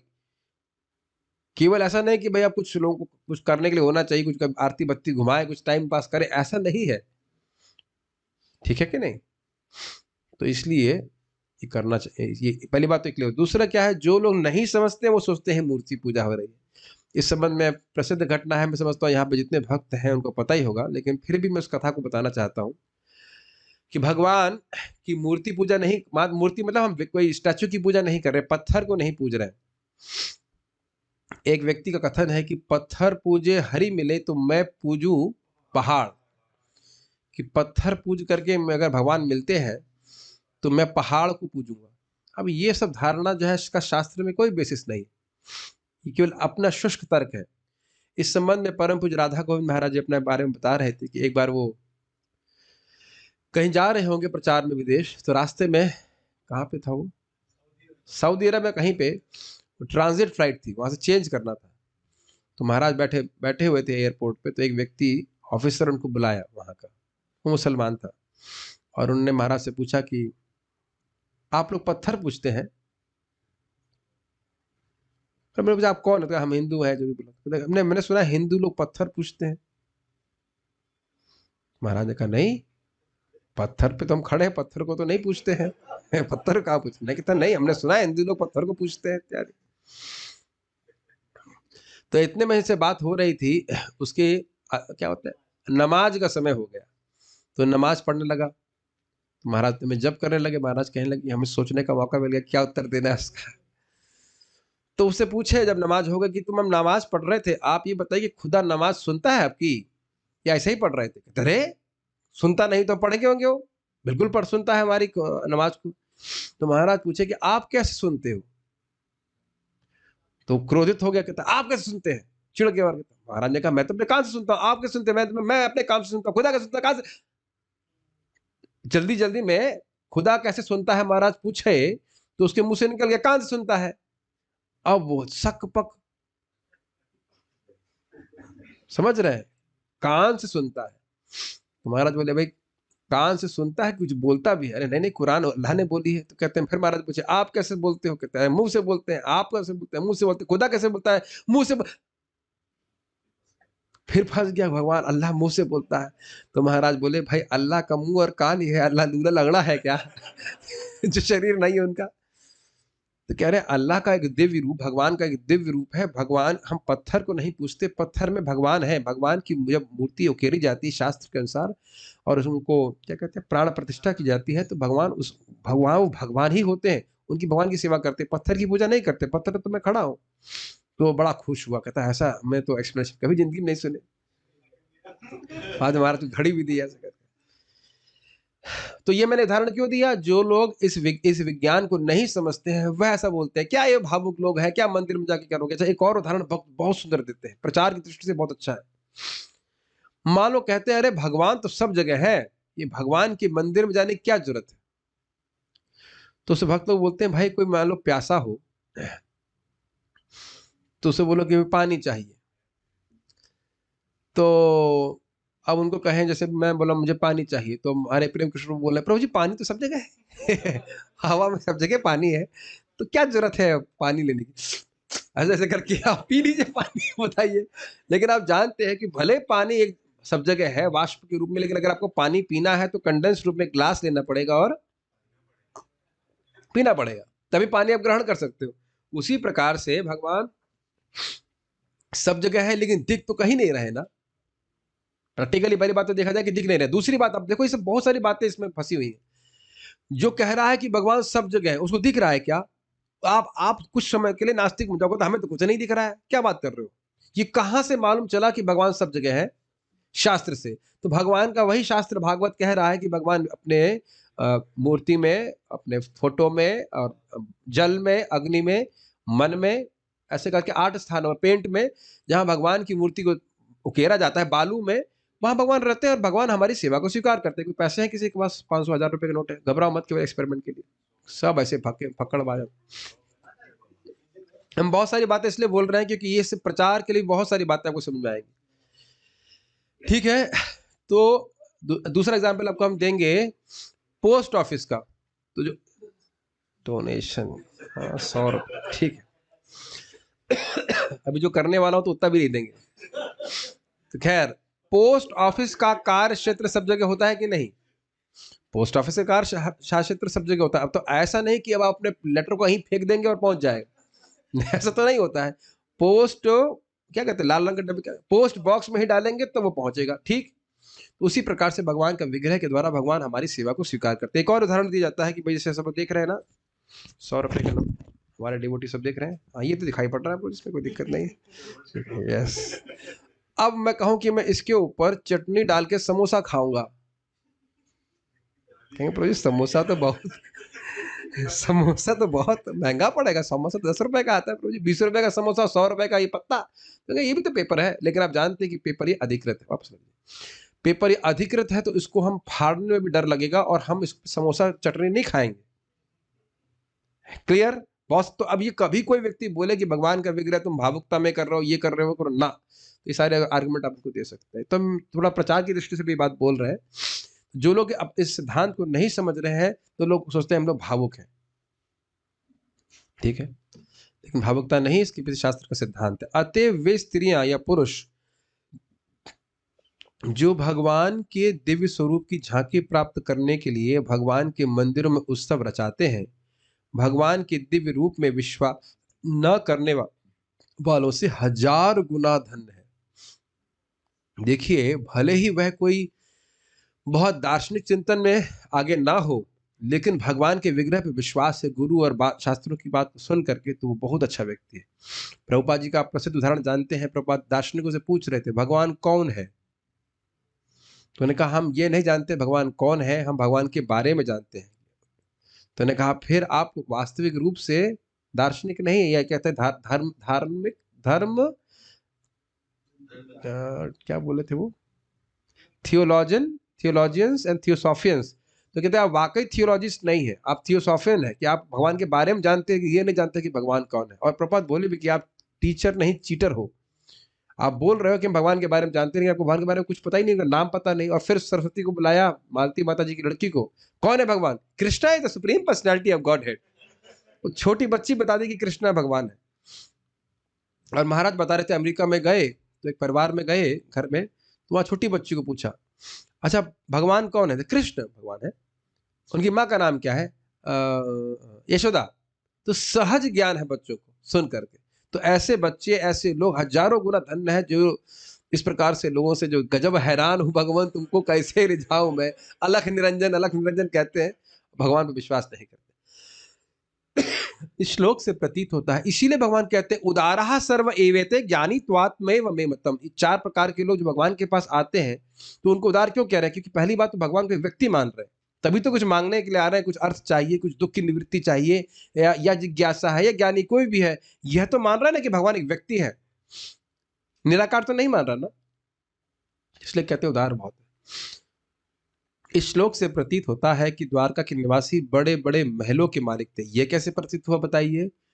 हरमयाणी, वो ऊंची ऊंची अट्टालिका थी, वहां पे बालकनी ऊंची रही होंगी, उसके ऊपर जो कुल स्त्रियां थी वह चढ़ गई थी। यह नगर की समृद्धि का द्योतक है। तो ये प्रभुपाद सब बातें क्यों कह रहे हैं? कि सोचे कि भाई उस जमाने में क्या कहते हैं, आर्किटेक्चर का ज्ञान नहीं था, तो ऐसा नहीं था, सब वह जानते थे, बड़े बड़े महल हुआ करते थे। और आगे भी आप देखेंगे माता देवहूति के संबंध में बता रहे थे कि महल पे खड़ी वो गेंद खेल रही थी और ऊपर से एक गंधर्व जा रहा, तो देख करके वो गिर पड़ा। मतलब महल इतना ऊंचा होगा ना कि उनके सौंदर्य को गंधर्व देख पाया। देवहूति, कंफ्यूज करने के लिए बैठे हैं आप, कंफ्यूज आपका। देवहूति, देवहूति करदम मुनि के बारे में बात हो रही। देवहूति इतनी सुंदर थी, सोचिए जगत की लड़की इतनी सुंदर, गंधर्व देख के बेहोश हो गया। तो देखने के लिए कुछ पास देखना पड़ेगा ना। ऑब्वियसली हम कह सकते हैं कि वो टेलीस्कोप लगाया होगा, कि ऐसा नहीं करते वो लोग। तो प्रॉपर वो कहाँ लेके जाते हैं बात, कि इतना ऊंचा महल होगा कि गंधर्व ने देख लिया होगा उड़ते उड़ते, और तो वैसे ऊपर से नीचे गिर पड़ा। तो ये सब कहना कि पहले महल नहीं थे, अब हम लोग सभ्यता का विकास हो रहा है, ये सब मूर्खता है। बल्कि अब तो सब लोग कैसे रह रहे हैं? दड़बों में रह रहे हैं, इज इट नॉट?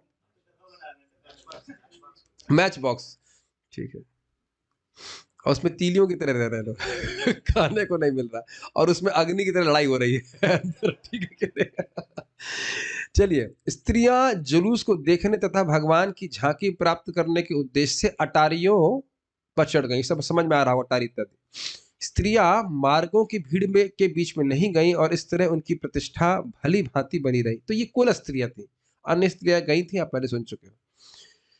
वहां पर पुरुषों के साथ बनावटी समानता नहीं थी। बनावटी समानता मतलब समझ रहे हैं? ये आजकल प्रभुपाद तब से कमेंट कर रहे हैं, आजकल जबरदस्ती की समानता की जा रही है। पुरुष काम जो है वो कर रहे हैं, पुरुष करना चाहिए, जो माताओं का काम है माताओं को करना चाहिए, लेकिन सबको बराबर से बराबर चलाना पड़ रहा है। पढ़ नहीं रहा है, पढ़ाने चलाने का प्रयास किया जा रहा है, केवल भड़काया जा रहा है, और भड़काया जा रहा है। बस पति की बात सुनने की क्या जरूरत है? और देखिए पॉइंट क्या है कि ट्रेनिंग माता जी की तरफ से भी नहीं है, और ट्रेनिंग प्रभु जी की तरफ से भी नहीं है। प्रभु जी को कहाँ पे गुरुकुल में भेजा जा रहा है, या कोई ब्रह्मचर्य का पालन करने के लिए बोला जा रहा है, या फिर ब्रह्मचर्य की, तो लोग मुझसे कई लड़के लोग पूछते हैं ब्रह्मचर्य होता क्या है?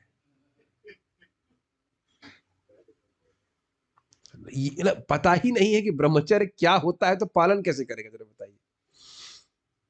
इसमें बच्चों का, इसीलिए प्रभुपाद को स्लॉटर हाउस एजुकेशन कहा जाता है। कोई चरित्र का निर्माण नहीं है। क्या बोला जाए इसमें, तो मेरा मन ही नहीं कर रहा कटाक्ष करने का, लेकिन वो कुछ कोई कटाक्ष क्या, कुछ भी बोलने का मन नहीं कर रहा, लेकिन ये सब बड़ी बड़ी अजीब सी बात है। और वस्तुतः मेरा जो अनुभव मैं देख रहा हूँ, माता जी लोग को भी हम गाइडेंस कुछ देने का प्रयास करते हैं, वस्तुतः वह नौकरी नहीं करना चाहती। कोई विरोध है? नहीं। ये तो जबरदस्ती भरा जा रहा है कि अब ये करो, तुम अपने पैरों पे खड़े हो, अपने पैरों पे खड़े हो, अपने पैरों पे खड़े हो, ये वो इत्यादि इत्यादि। Is it not? सामान्यतः माताओं को ये चलता है घर में रह करके बच्चों का ध्यान रखें, और ये उनके लिए सहज होता है, घर में खाना बनाएं, पति की सेवा करें, ये सहज है। और पति का भी यही कर्तव्य है कि बहुत प्रेम से उनका ध्यान रखें। महाराज महाराज पतियों में बहुत कटाक्ष करते हैं। हाँ, कुछ लोग सोचते हैं फ्री की दासी मिल गई है अरे ऐसा नहीं है। आपको याद है महाराज इसी आसन से बोल रहे थे कि भाई सबसे अच्छा है कि शादी ना करे, स्त्री चक्कर में ना पड़े। भगवान श्री राम दिखा रहे हैं इस बात। और यदि स्त्री स्वीकार किया है तो उसका पूरा दायित्व ले, ये नहीं कि अब बीमार पड़ गई तो ये बड़ा पैसा खर्च हो रहा है इसकी बीमारी में, ऐसा नहीं सोचना चाहिए। तो दोनों ही चीजें इंपॉर्टेंट है। हम लोग भी चर्चा कर रहे थे, एक्चुअली पुरुषों के लिए स्वाभाविक है ना, बाहर काम करें, दायित्व लें इस प्रकार से। माताओं के लिए स्वाभाविक है घर में खाना बनाए, बच्चों का ध्यान रखें, सब कुछ चेंज किया जा रहा है और इसके क्या इसके द्वारा आप देखो प्रैक्टिकल समाज सुखी है? नहीं है सुखी। तो ये सब है बनावटी समानता, क्या बोला जाएगा। अब इस पे लोग तलवार उठाते रहे, कोई उठाया नहीं तलवार अब तक? अरे कोई तलवार नहीं उठाया। स्त्री को पुरुष से पृथक रखकर उसकी प्रतिष्ठा की अधिक अच्छे ढंग से रक्षा की जाती है। हमारे गुरु भाई लोग जब यहाँ पे आते हैं, यहाँ तो 2-3 लोगों ने, उनको बड़ा शौक लगता है क्योंकि चौपाटी और पुणे में तो प्रैक्टिकल देखिए, इस मंगल आरती में माता जी लोग एक तरफ खड़े रहेंगे और प्रभु जी लोग एक तरफ खड़े रहेंगे। तो मैंने उनको बोला भाई कोई दिक्कत इसलिए नहीं क्योंकि वहाँ पे केवल एक ही भगवान है। भाई जैसे यहाँ पे एक भगवान है तो आधे माता जी खड़ी हैं, आधे प्रभु जी खड़े हैं, कोई झगड़ा नहीं है। यहाँ 3 भगवान है, मतलब 6 भगवान कह लीजिए। तो इसलिए मच मच सब जगह घच पच हो रहा है, कोई ना कोई आप कोई सिस्टम भी नहीं कर सकते, क्या करेंगे बताइए। लेकिन वहाँ देखा मैंने कि एक बार मुझे याद है मैं पुणे मंदिर गया था और मुझे कुछ पता नहीं था, वैसे स्टूडेंट के रूप में गया था, मुझे पता भी नहीं था कि माता जी लोग पीछे खड़े हैं, बिल्कुल मतलब बिल्कुल नहीं पता था कि पीछे कोई माता जी लोग भी खड़े हैं। तो मैं उनके हल्के से जोन में चला गया था, मतलब I am just completely unaware कि क्या था, मुझे नई जगह पे जाओ पता नहीं रहता। तो तुरंत एक भक्त ने बोला नहीं आप इधर लेफ्ट, डाटा नहीं था, आप 10 किनारे हो जाइए। They are very I mean particular about this. लेकिन अब इस्कॉन वृंदावन में कैसे हो पाएगा, तो पब्लिक है, कहीं भी कोई घुस जाता है क्या कर सकते हैं। एक तरीका है ऑनलाइन देखिए ठीक है, लेकिन जो भी है, लेकिन ये तो है। स्त्री को पुरुष से पृथक रखकर उसकी प्रतिष्ठा की अधिक अच्छे ढंग से रक्षा की जा सकती है। स्त्री पुरुषों को बेरोक टोक मिलना जुलना नहीं चाहिए, ठीक है। इस जहां भी इस प्रकार का होगा तो फिर वो गलत भावना आएगी। अब हमारे पास हो गया है, इसी में काफी समय हो गया, एक श्लोक और देख सकते हैं या आप लोग थक गए हैं या भूख लग रही है? ले सकते हो, यही सुनना चाह रहा था। ऐसे ऐसे हाँ ही बोलना चाहिए ना, मुझे I don't like to listen no. Okay, no is not the answer I want to hear, just आप लोग एक फॉर्मेलिटी के लिए पूछ लिया था मैं, ठीक है। अब आप कहेंगे कि अरे भाई भगवान को तो वह रोज ही देखती थी, फिर ये क्या इतना इनको चढ़ने की जरूरत है, इतने ऊपर चढ़ गई, भगवान तो रोज ही आया जाया करते हैं रहते हैं, भले आज के दिन आ रहे हैं तो क्या इससे पहले भगवान को नहीं देखी है? रोज ही देखती थी। तो उनके एक विशेष गुण के बारे में बता रहे हैं, भगवान के विशेष गुण के बारे में बताएंगे आगे के इसमें इसमें और उनके के प्रेम के बारे में बताएंगे। बहुत सुंदर श्लोक है। आज क्या हमारे ऑफिशियल चैंटर क्या बीमार हो गए?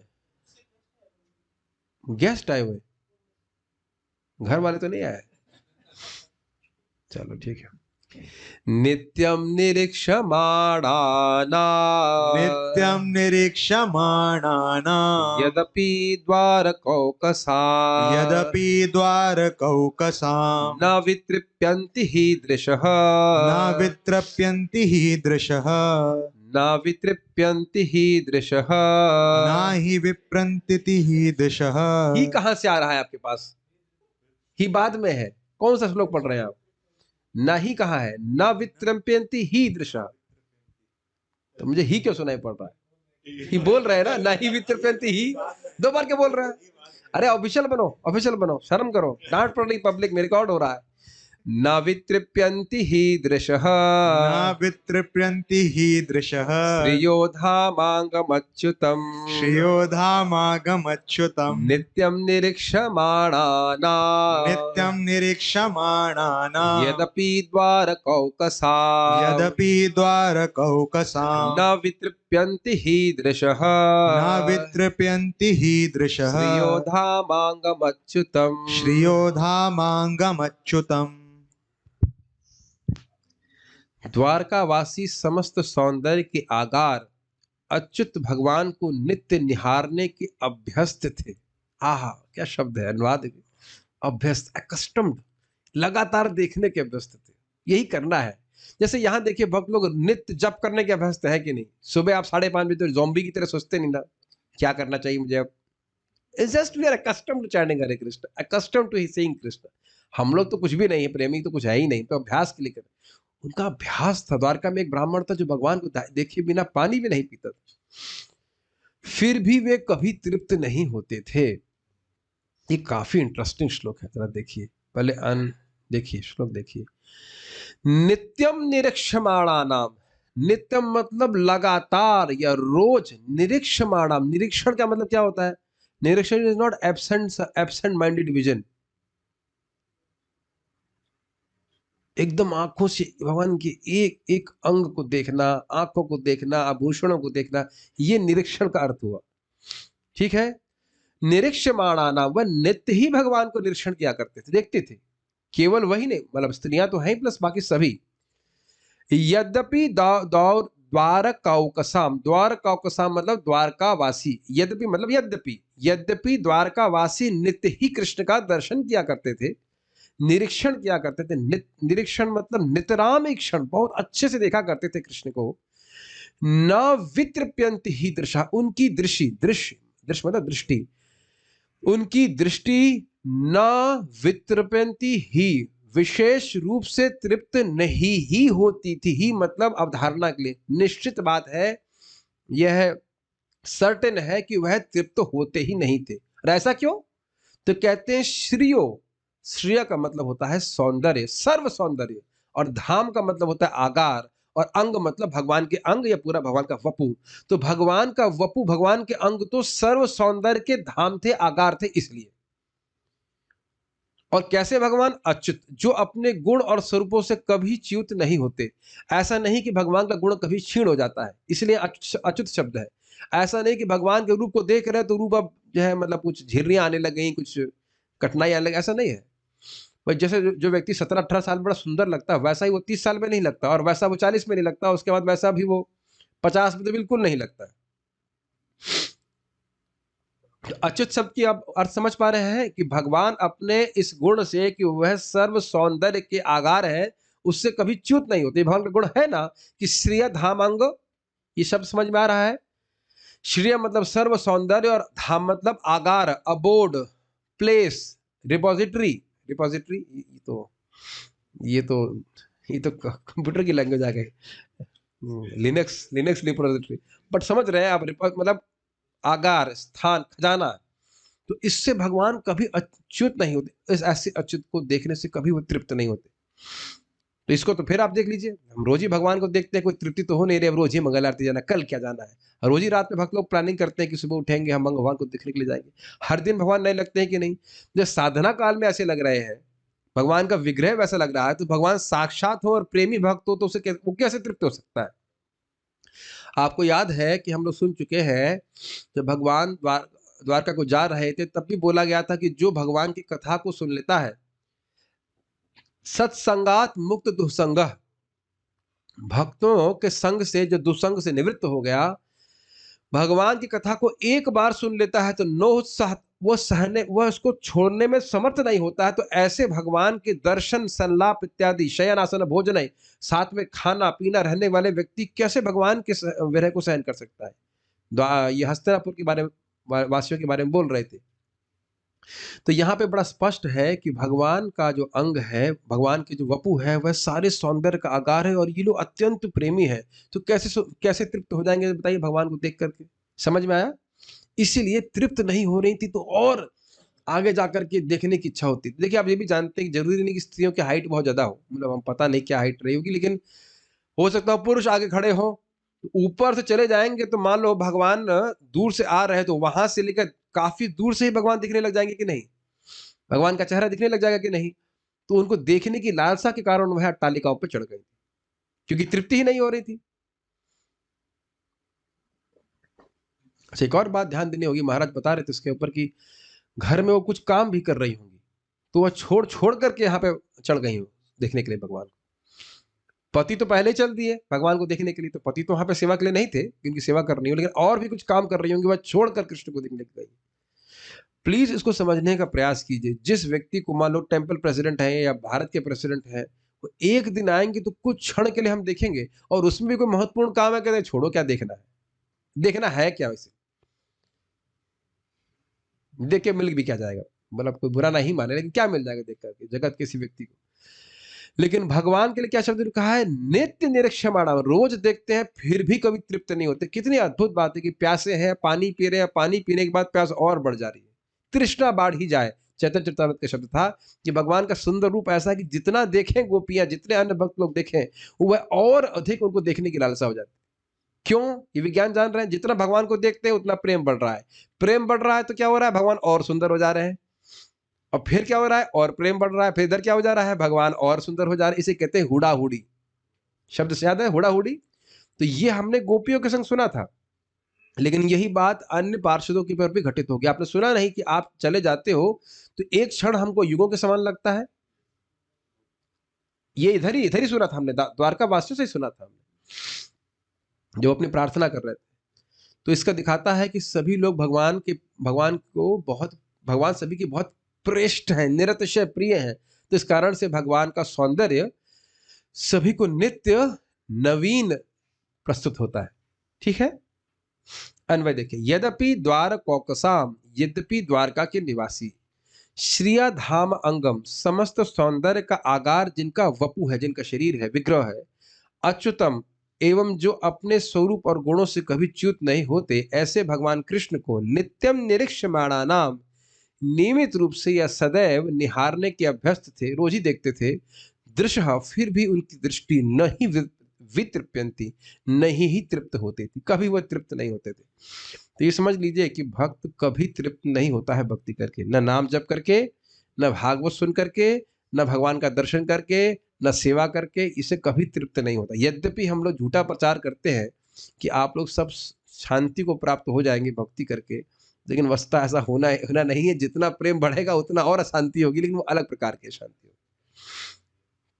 वो अलग प्रकार की शांति है, मतलब सेंस की प्रेम वाले शांति है। एक भक्त बोलते हैं, in spiritual world bliss is guaranteed, peace is not guaranteed but bliss is guaranteed. कोई यहाँ पीसफुल है, शांति से बैठा है, ओम शांति ओम ओम कर रहा है, कोई नहीं कर रहा है। सब लोग आग्रह से भगवान को देखने के लिए उत्सुक है कि नहीं? ठीक है, ये सब बातें हैं। तात्पर्य, जब द्वारका नगर की स्त्रियां अपने अपने महलों की अटारियों पर चढ़ गईं, तो उन्होंने यह कभी नहीं सोचा कि इससे पूर्व उन्होंने अच्युत भगवान के सुंदर शरीर को अनेक बार देखा था। इससे संकेत मिलता है कि उनके भगवत दर्शन की इच्छा से स्त्रियां तृप्त नहीं हुई थी। स्पष्ट है, इसमें व्याख्या की जरूरत नहीं। क्यों नहीं हुई थी? क्योंकि रोज ही देखती थी, इसलिए। क्योंकि भगवान के प्रति उनका विशेष प्रेम था और भगवान ऐसे अद्वितीय सौंदर्य के आगार है भी। यदि कोई भौतिक वस्तु बारंबार देखी जाती है तो उसके प्रति तृप्ति के नियमानुसार आकर्षण का कम होना स्वाभाविक है, लेकिन यह तृप्ति का नियम भौतिक वस्तुओं पर लागू होता है, आध्यात्मिक जगत में इसकी गुंजाइश नहीं रहती। इसे कहते हैं इंग्लिश में law of diminishing returns, law of satiation. हमने इकोनॉमिक्स में पढ़ी है, तो इकोनॉमिक्स में पढ़ा था लॉ ऑफ डिमिनिशिंग रिटर्न्स भी ऐसे कुछ होता है ना, बस यही याद है, बाकी तो कुछ याद नहीं, पास हुआ था खाली। तो ये कितनी बड़ी चेतावनी है ना हम सबके लिए। चेतावनी कैसे प्रभु जी? इस जगत में किसी रूप या किसी व्यक्ति के प्रति हम भौतिक रूप से इन्फैचुएट हो सकते हैं, लेकिन वो समझ लीजिए कि गुब्बारा बहुत दिन फूलने वाला नहीं है, वो कुछ दिन में फुस हो जाएगा। दूर के ढोल सुहावने बहुत लगते हैं, लेकिन बाद में ईयरफोन लगाना पड़ेगा, वो आवाज नहीं सुनना चाहेंगे। ये मेरे शब्द नहीं है, ये प्रभुपाद जी के शब्द हैं भगवत गीता में। रजोगुण के कारण कोई व्यक्ति किसी लड़की के प्रति आकृष्ट होता है, छूना चाहता है, संग इत्यादि करना चाहता है, और बाद में वो लोग कोर्ट में खड़े हो जाते हैं। प्रभुपाद जी के शब्द है, रजोगुण वाली बात बोल रहे थे, जब रजोगुण के प्रभाव को बता रहे। महाराज बता रहे थे, कह रहे थे जैसे आप जाते हैं तो एकदम मतलब बिल्कुल ऐसे चिपके रहेंगे कि मतलब रह ही नहीं सकते, और कुछ समय बाद देखा कोर्ट में खड़े हो और साथ में नहीं रह सकते। ये बहुत भाई, भौतिक संबंधों में इस प्रकार की कटुता आना अवश्यम भावी है, लेकिन भक्तों के संबंध में ऐसा नहीं आता है। मेरी भक्ति बढ़ेगी और आप लोगों की भक्ति बढ़ेगी तो ठीक है प्रभु जी, बहुत सुन लिया कथा, क्या करना है, बहुत जप कर लिया, क्या करना है। ऐसा होता है क्या? नहीं होता है। जितना जितना व्यक्ति भक्तों की भक्ति बढ़ती है उतना और प्रेम बढ़ता है कि नहीं? ये बहुत सुंदर बात है, ये हम सब के लिए। देखिए, ऐसा मत सोचिए कि ये मेरे संग नहीं होता या आप लोग संग नहीं होता। देखिए, अब ईमानदारी की बात करें तो इन्फैचुएशन तो आते ही रहते हैं। महाराज उस दिन सन्यासियों के बोलते हैं, एज अ सन्यासी आल्सो आई बिकम बिविल्डर्ड। कोई बहुत सुंदर रूप है, कोई आ रहा है तो व्यक्ति कुछ क्षण के लिए भ्रमित हो सकता है, लेकिन ये याद रखें कि इस रूप के प्रति हम बहुत देर आकर्षित नहीं होने वाले। ये बहुत गंभीर बात है। मुझे लगता है कि मैं म्यूट हो गया हूँ। आवाज आ रही है क्या मेरी? हाँ, ठीक है, आ रही है ना? कुछ सुनाई दे रहा है ना सबको? इसका कोई संबंध नहीं है कि आप शादीशुदा है कि अशादीशुदा है, इंद्रियों का तर्षण होता रहता है। लेकिन ये याद रखें कि ये जितना भी तर्षण है ये हमको संतुष्ट नहीं कर सकता। महाराज के शब्दों में, सिंपल शब्दों में, बहुत अच्छे शब्दों में कहें कि मन भगवान के अलावा कहीं नहीं लगेगा। जहां भी लगाने का प्रयास करे मन बहुत प्रलोभन देगा, ये है, ये बहुत अच्छा व्यक्ति, ये हमको संतुष्ट कर देगा। हो ना हुआ है ना कभी होने वाला है। ये आपकी मेरी इसकी बात नहीं है, वो हो नहीं सकता। इसीलिए जूते मारने पड़ते हैं मन को। ये शिला भक्त ना करते, सुबह उठ करके झाड़ू से मारो, शाम को जूते मारो। मन इसी प्रकार की बातों से चिपक जाएगा। ये कितना सुंदर है, ये कितना अच्छा, ये कितना ये गुण है, ये वो गुण भी उसके पास बहुत दिन नहीं रहने वाले। यहाँ क्या शब्द है? अच्युत। भगवान से संबंध जागृत हो जाएगा। सुबह पढ़ रहे थे ना, भगवान का संबंध कभी नष्ट नहीं होने वाला। अब मेरी पिछले जन्म की पत्नी को देख लीजिए, कितना प्रेम करती थी, लेकिन छोड़ के मर गया। उसको देखा भी नहीं, उसका एफडी भी नहीं किया उसके नाम पे, पता नहीं, कुछ भी पता नहीं है कि नहीं। और जूते मारती थी कि प्रेम करती थी, कौन जानता है कि नहीं, एकदम याद नहीं ना। और पुरानी घटना नहीं है वो। 39 मतलब मैक्सिमम 42 साल पुरानी घटना, वो बहुत पुरानी घटना तो है नहीं। 42 साल से अधिक तो बहुत लोग होंगे ना, जिंदगी थी ना, कुछ भी याद नहीं ना। लेकिन हम आज सुबह भी चर्चा कर रहे थे, जिसने एक बार भगवान से अपना संबंध जागृत कर लिया, वह जन्म जन्मांतर याद रखेगा उस बात को। समझ रहे हैं? भगवान प्रैक्टिकली ना, अर्जुन जहां भगवान अवतरित हो रहे हैं वहां अर्जुन अवतरित हो रहे हैं, और सखा भाव चल रहा है उनका। Is it not surprising? पिछले जन्म की मान लो कोई पत्नी हो तो इसी जन्म में फिर से पत्नी बन जाए, फिर अगले जन्म फिर पत्नी बन जाए। I mean too much torture, लेकिन सोच रहे हैं वही। लेकिन एक भगवान के संग तो ऐसा वाकई होता है। और ये बताइए भगवान ने क्या नहीं किया? देवकी वसुदेव, क्षमा कीजिएगा, वृष्णि और सुतपा को बोले 3 बार आपका पिता बच्चा बनूंगा, बने भगवान। ये बातें सत्य है। इसलिए इस प्रकार से व्यक्ति को भगवान के प्रति अपने आकर्षण को जागृत करने का प्रयास करना चाहिए। ये मैं खाली कहना चाहता हूँ। तो इस बाकी जितने भी आकर्षण है, जो भी इन्फैचुएशन है, सब समाप्त हो जाएंगे। मान लो आप किसी की इंटेलिजेंस से आकर्षित हो सकता है उसकी इंटेलिजेंस ही गायब हो जाए। मैं तो अपने पर देखता हूँ भाई, बुखार होता है सारा शास्त्र समझना बंद हो जाता है, बस बुखार होते ही। मैं इसीलिए जल्दी जल्दी क्लास दे रहा हूँ, ताकि इससे पहले कि मेरी इंटेलिजेंस भगवान खींचे, मैं क्लास दे दूँ सब जितना हो सके। कौन जाने इंटेलिजेंस खत्म हो जाए, है कि नहीं? कोई रूप के प्रति, रूप तो खत्म होता ही है, एक झटके में रूप खत्म हो जाता है। कोई स्किन की बीमारी हो गई, देखो अब शक्ल भी देखना नहीं चाहते। चिकन पॉक्स किसी को हुआ है? मेरे को हो चुका है भाई, अपनी शक्ल देखना नहीं चाहते, है कि नहीं? इतना भयानक लगता है वो, मस्से से आ जाते भाई, ऐ कौन है ये? मैं तो नहीं, मैं शरीर नहीं हूं, आई एम नॉट द तो एकदम जो है व्यक्ति, मतलब इससे भ्रमित ना हो। मैं फिर से निवेदन करूंगा, इससे भ्रमित मत होइए, इससे भ्रमित मत होइए, इससे भ्रमित मत होइए, ठीक है? तो हम ये सिद्धांत आप आध्यात्मिक जीवन में नहीं लगा सकते। कृष्ण दिव्य है और उनका रूप नित्य नवीन हो जाता है। जो लोग मेरे प्रवचन को भी सुन रहे हैं, मुझे पता है कि कुछ लोग तो कन्विंस नहीं होंगे इस बात से, तो फिर माया द्वारा कन्विंसिंग प्राप्त हो जाएगा। नहीं Prabhu ji, she look so cute, she look so beautiful. नित्य निरीक्षमाण होने के बाद भी मैं तृप्त नहीं हो रहा हूँ। वैसे बोलते, ओह ही लुक सो हैंडसम प्रभु जी, सच्चा नाइस। उसके बाद कह रही शक्ल भी नहीं देखना चाहती है, खाना भी नहीं बनाना चाहते, व्हाटएवर। एनीवेज, ठीक है, हमने प्रसंगवश बोल दिया ये बात। यहाँ पर अच्युत शब्द महत्वपूर्ण है भाई। हम ये इसलिए बोल रहे हैं क्योंकि ऐसा नहीं है कि हम डिवोटी हो गए तो बेविल्डर नहीं होंगे। अभी भाव स्तर पे नहीं पहुंचे आप, ठीक है? तो माया का भाव होता है इस प्रकार से। यहाँ पर अच्युत शब्द महत्वपूर्ण है, क्योंकि यद्यपि भगवान कृपा पूर्वक पृथ्वी पर अवतरित हुए थे, किंतु तो भी वे अच्युत हैं। सारे जीव च्युत अर्थात पतनशील हैं, क्योंकि जब वे भौतिक जगत के संसर्ग में आते हैं तो वे अपनी आध्यात्मिक पहचान खो देते हैं, जिसके कारण उनका भौतिक शरीर जन्म, वृद्धि, रूपांतर, परिस्थिति, मतलब कुछ समय के लिए रहना, क्षय तथा विनाश जैसे प्राकृतिक नियमों के अधीन रहता है। ये बातें कुछ कठिनाई समझने में, इजी है ना? भगवान आते हैं तो अपने संभवा में आत्म माया, अपनी प्रकृति में स्थित होते हुए आते हैं। क्या श्लोक है वो? अजोपि सन अव्ययात्मा भूतानाम ईश्वरोपि सन प्रकृतिम स्वाम अधिष्ठाय संभवाम्य आत्माया। मैं अज हूं, अज होते हुए भी, अजोपि सन अव्यय आत्मा, मैं अव्यय आत्मा हूं। यही बात, मैं, मेरी आत्मा, मैं अर्थात मेरा मन, मेरी बुद्धि, मेरा शरीर, मेरी इंटेलिजेंस, सब कुछ अव्यय है। अविनाशी है, परिवर्तनशील नहीं है। भूतानाम ईश्वरोपि सम, जबकि मैं सभी जीवों का ईश्वर भी हूं। प्रकृति में स्वाम अधिष्ठाय, अपनी आध्यात्मिक प्रकृति में अधिष्ठित होकर संभवामि आत्माया, मैं अपनी कृपा से, मैं अपनी शक्ति से प्रकट होता। भगवान इस बात को बोलते हैं 4थे अध्याय में भगवद गीता। ये हम लोग बहुत उस पर चर्चा की थी, बड़ा सुंदर श्लोक है। लेकिन हम लोग अपनी माया से नहीं आते, हम तो बाध्य होकर के कर्म के अधीन होकर के आते हैं, और इस प्रकार से हमारे शरीरों का परिवर्तन हो रहा है जो हमारे कंट्रोल में बिल्कुल नहीं। ठीक, ये बारंबार सुनना जरूरी है।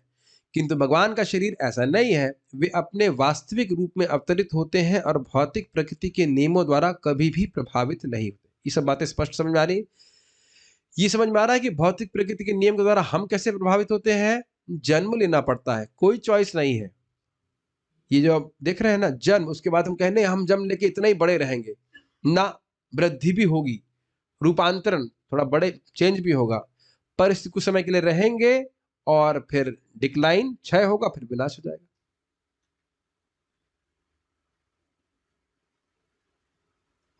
इसे देखिए, हमारे गिरधारी प्रभु सोच रहे होंगे ना कि उनकी पत्नी आज तो नहीं मरेगी।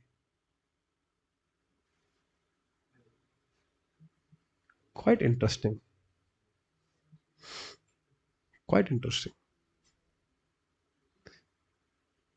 जिन जिन लोगों का हम आश्रय लेने के लिए सोच रहे हैं या सोचते हैं कि वो हमारे आश्रय हैं, वो व्यक्ति कल शायद नहीं रहेगा, एटलीस्ट उस रूप में नहीं रहेगा जिस रूप में हम देखते हैं।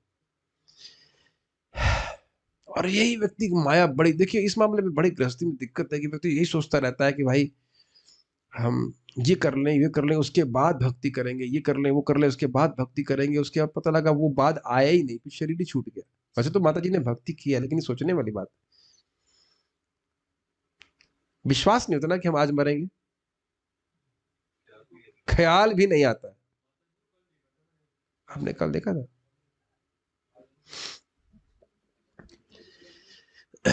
वे अपने वास्तविक रूप में अवतरित होते हैं और भौतिक प्रकृति के नियमों द्वारा कभी भी प्रभावित नहीं होते।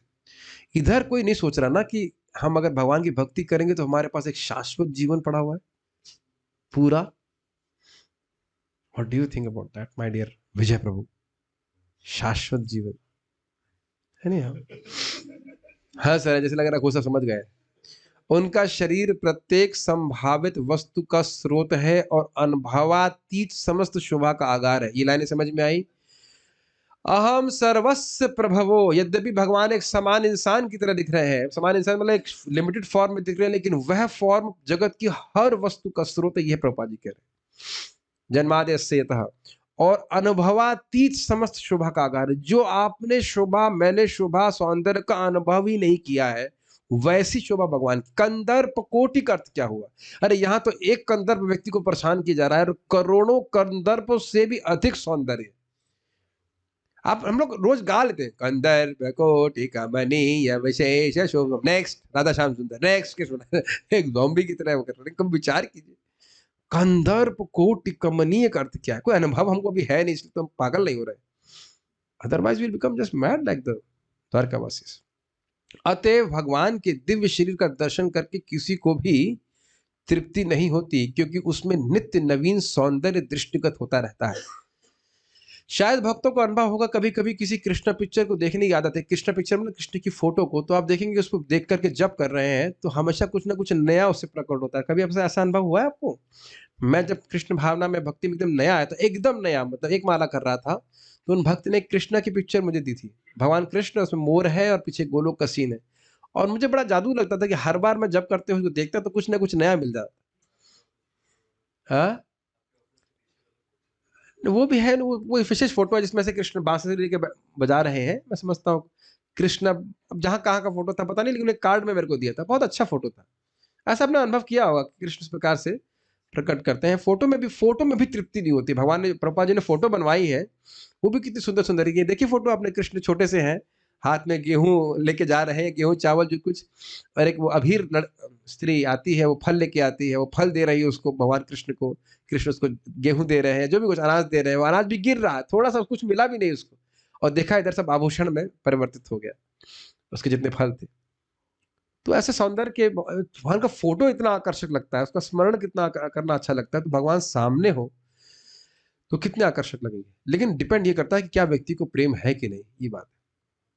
दिव्य नाम, रूप, गुण, पार्षद इत्यादि सभी आध्यात्मिक अभिव्यक्तियां हैं और भगवान के पवित्र नाम का नाम कीर्तन करने तथा उनके गुणों का कथन करने में कभी तृप्ति नहीं होती और न भगवान के पार्षदों की ही कोई सीमा है। वे सबों के स्रोत हैं और असीम है।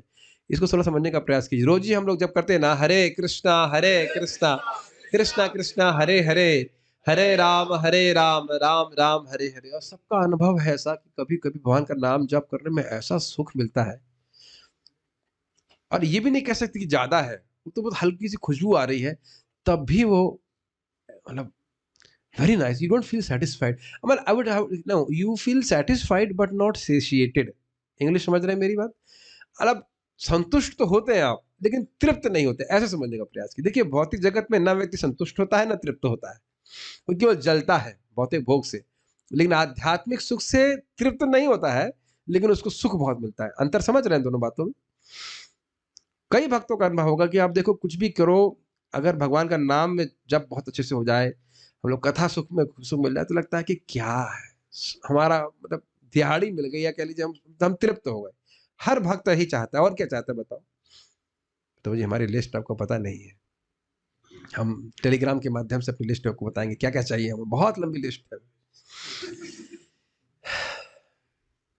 हर वक्त बताओ क्या सोच नहीं रहा काश कल जब अच्छा हो? कि नहीं? हर व्यक्ति सोचता है, ऐसा है नहीं? तो भगवान का भक्ति का आनंद अगर इसको प्राप्त हो जाएगा तो वो तृप्त हो ही जाएगा। तो ये कह रहे हैं ना, भजब भगवान के नाम से ही तृप्ति नहीं है, नाम से तृप्ति नहीं, उसे ऐसे गुणों से भी तृप्ति नहीं।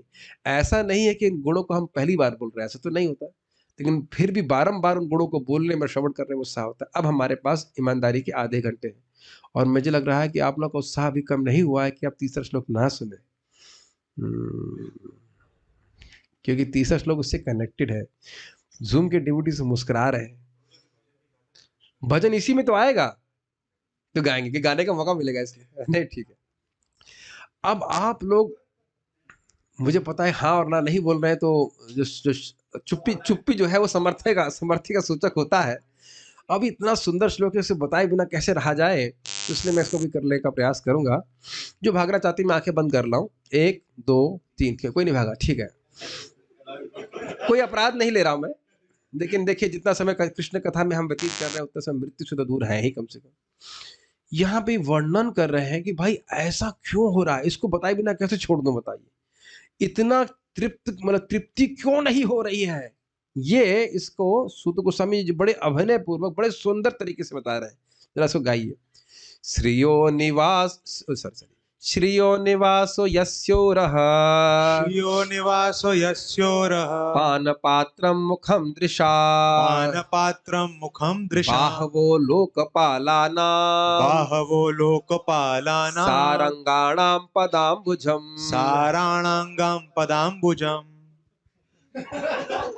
श्रियो निवासो यस्योरः, श्रियो निवासो यस्योरः, पानपात्रं मुखं दृशा, पानपात्रं मुखं दृशा, बाहवो लोकपालानां, बाहवो लोकपालानां, सारंगाणां पदाम्बुजम्, सारागाणां पदाम्बुजम्। भाई सुन लो, हो सकता है मैं कल मर जाऊं, हो सकता है आप मर जाओ, कोई भरोसा नहीं, जितना मरने से पहले सुन लो, अच्छा है भाई, बाकी क्या काम आना है। एक बार और बोलिए। श्रियो निवासो यस्योरः, श्रियो निवासो यस्योरः, पानपात्रं मुखं दृशा, पानपात्रं मुखं दृशा, बाहवो लोकपालानां, बाहवो लोकपालानां, सारंगाणां पदाम्बुजम्। सारांगाणां पदाम्बुजम्। भगवान का वक्षस्थल लक्ष्मी देवी का निवास स्थल है। उनका चांद जैसा मुखड़ा उन नेत्रों के लिए जलपात्र के समान है जो सुंदर वस्तुओं के लिए सदैव लालायित रहते हैं। उनकी भुजाएं प्रशासक देवताओं के लिए आश्रय स्थल है, और उनके चरण कमल उन शुद्ध भक्तों की शरणस्थली हैं जो भगवान के अतिरिक्त न तो कुछ कहते हैं और न गाते हैं। अब देखिए लिंक समझिए, पहले लिंक देख लेंगे समझ आएगा, नहीं तो समझ में आएगा ये एकदम से क्यों बोलना चालू कर दिया, ये समझ नहीं आ रहा ना कि यह भगवान का गुण क्यों बोलने लगे। तो लिंक देखिए।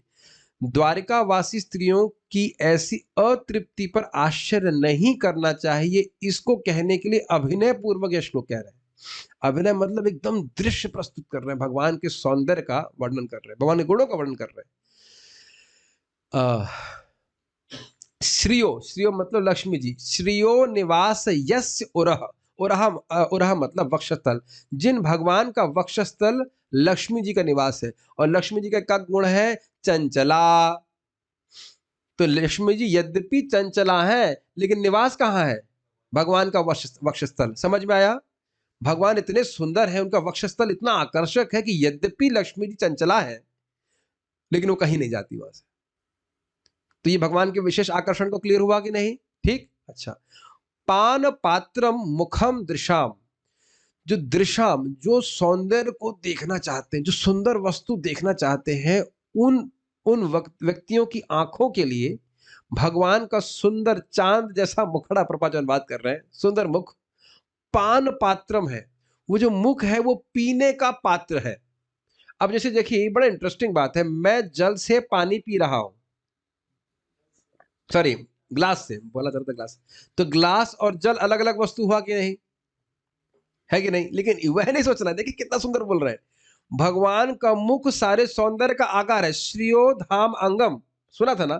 हर अंग भगवान के सौंदर्य का आकार है। तो भगवान का मुख अत्यंत सुंदर है, और पीने का पात्र भी वही है। कितना सुंदर काव्य है, देख रहे हैं? कुछ नहीं समझ में आ रहा है?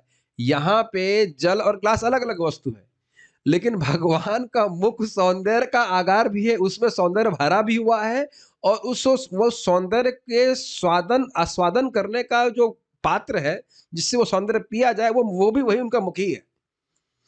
कहने का मतलब ये है कि जो वाकई सुंदरता देखना चाहते हैं, ये सभी के लिए सिद्धांत बोले, जो वाकई सुंदरता देखना चाहते हैं, उनके लिए कृष्ण के मुख के अलावा और क्या है? तो जब सभी के लिए आकर्षक है, तो द्वारकावासी स्त्रियां तो वैसे ही भगवान से प्रेमी है। भाई द्वारका वासी जो स्त्रियां हैं, वह तो चंचला नहीं, वह तो इधर उधर नहीं जा रही हैं, तो वह कृष्ण से आकर्षित हो जाए तो उसमें कौन से आश्चर्य की बात है?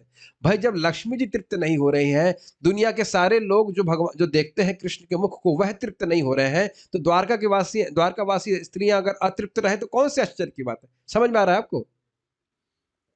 फिर कह रहे हैं बाहवो लोकपाल नाम, जो उनकी बाहुएं हैं, भगवान की जो भुजाएं हैं, वह लोकपाल, इंद्र और ब्रह्मा आदि की भी संरक्षक है। ये भगवान का शक्तिशाली व्यक्ति के प्रति भी व्यक्ति आकर्षित होता है। सुंदर हो लेकिन टिंगड़ी हो तो क्या उसको प्रति कोई आकर्षित होगा? मर जाए कभी भी।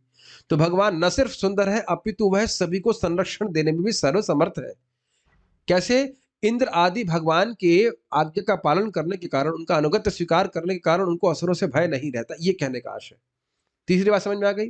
फिर कह रहे हैं सारंगाणाम पदाम्बुजम। सारंग, सारम जो है भगवान श्री कृष्ण है, और सारंगाणा, सार प्लस गा, जो कृष्ण का ही कीर्तन करते हैं। इसलिए प्रपाद अनुवाद की जो कृष्ण के नाम कुछ कहते हैं ना, बोलते हैं, ऐसे परमहंस वैष्णव सारंगाणाम पदाम्बुजम, उनके आश्रय भगवान श्री कृष्ण के चरण कमल ही है। जो परमहंस वैष्णव है, जिनको इस जगत से किसी भी वस्तु से कोई अपेक्षा नहीं है, कोई मतलब नहीं है, वह भी वो केवल कृष्ण का ही वर्णन करते हैं, तो वह कृष्ण के चरण कमलों का ही आश्रय लेते हैं। ऐसे कृष्ण है, तो इनसे जब वह कभी तृप्त नहीं हो रहे, जो परमहंस है, परम विवेकी, वह तृप्त नहीं हो रहे, वह कृष्ण के प्रति आकर्षित है, तो द्वारका वासी जो स्त्रियां हैं, वह आकर्षित हो, तो उसमें कौन सी आश्चर्य की बात है? क्लियर समझ में आया श्लोक क्यों बोल रहे हैं? इसलिए मैं उत्साहित उसको बोलने के लिए। बहुत सुंदर है। और एक बात समझ लीजिए, ये सब उत्कृष्ट लोग हैं। लक्ष्मी जी से उत्कृष्ट कौन होगा? वह कृष्ण का वर्ण की है, वह नहीं छोड़ रही है, वो तो छोड़ ही नहीं चाहती, मैं जम गई से कहना चाहिए, छोड़ना ही नहीं चाहती। जो अत्यंत सौंदर्य का पान करने वाले लोग, उत्कृष्ट लोग हैं, वह कृष्ण को नहीं छोड़ रहे हैं, इंद्र आदि देवता भगवान को नहीं छोड़ रहे हैं, और परमहंस भक्त भगवान के चरण कमल को नहीं छोड़ रहे, द्वारकावासी स्त्रियां छोड़ देंगी? इसलिए श्लोक को बोल रहा है। बहुत सुंदर ये श्लोक था।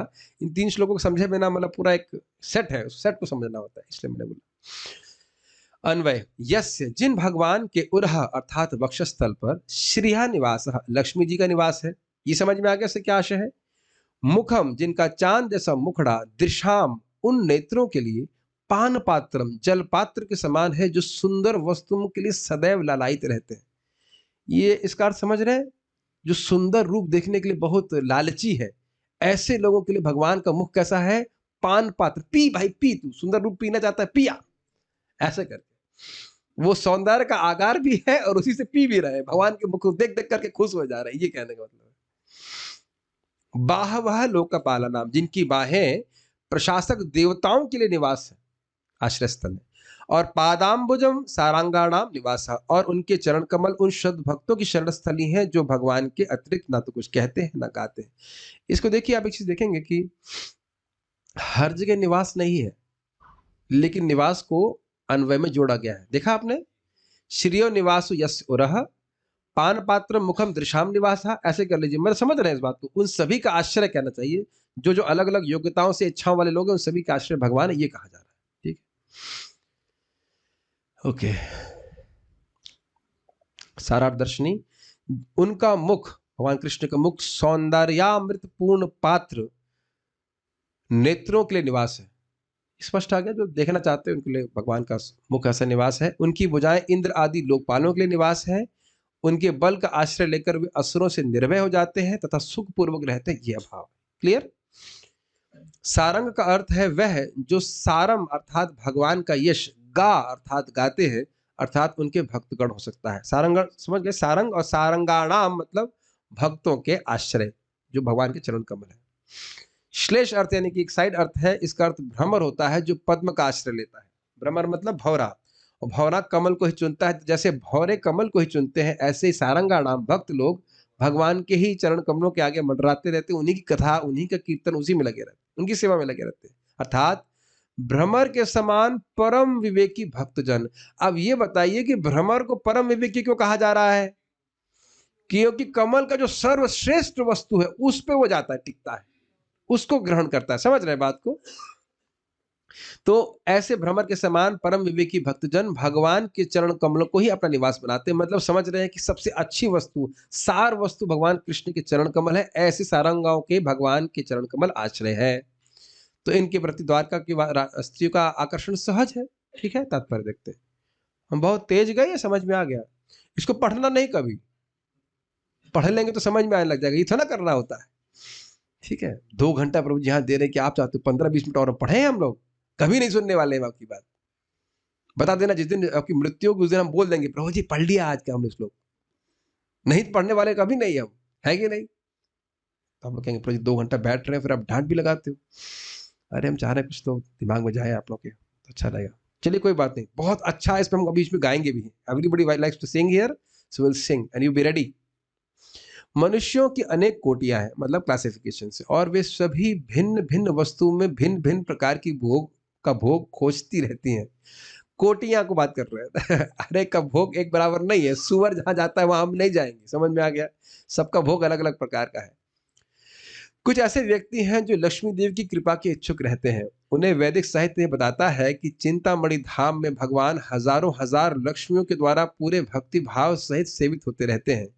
यह धाम भगवान का दिव्य घर है, जहां सारे वृक्ष कल्पतरु हैं और प्रासाद, प्रासाद मतलब महल, पारस मणि के बने हुए, चिंतामणि के बने हुए। वहां पर भगवान अपने स्वाभाविक पेशे के तौर पर सुरभि गायों को चराने में लगे रहते हैं। अभी प्रभुपाद जी ने बोला कि सोचा कभी आपने, लोग लक्ष्मी जी की कृपा कटाक्ष मांगते हैं कि धन प्राप्त हो जाए, लेकिन भरे भाई तुम कृष्ण की सेवा क्यों नहीं करते? वहां तो उनके पीछे हजारों हजारों लक्ष्मी संभ्रम में सेवा कर रही, डर के मारे कि कहीं हमको सेवा से निकाल ना दे। तो लक्ष्मी जी की कृपा तो अपने आप प्राप्त हो जाएगी। सुनिए ध्यान से, भागवत में शब्द है कि जो कोई व्यक्ति भगवान को प्रणाम करता है तो लक्ष्मी जी कहाँ पे है? उनके वक्षस्थल पे। तो बड़ी कृपा से उसकी तरफ देखती है। और कोई ऐसे फॉर्मूले प्रभु जी? मुझे पता है ये बात बहुत अच्छी लग रही होगी आपको, लेकिन ये सब भागवत में आया है। तीसरे स्कंद में आप देखेंगे, जैसे ही कोई व्यक्ति भगवान को प्रणाम करता है, राधा रानी या लक्ष्मी जी का उस पर आशीर्वाद होता है, वो व्यक्ति सफल बनता है। चलिए मेरे संग गाइए। चिंतामणि प्रकर सद्म सुकल्प वृक्षा लक्षावृतेषु, लक्षावृक्षेतेषु नहीं है, लक्षावृषेषु सुरभिरभिपालयन्तं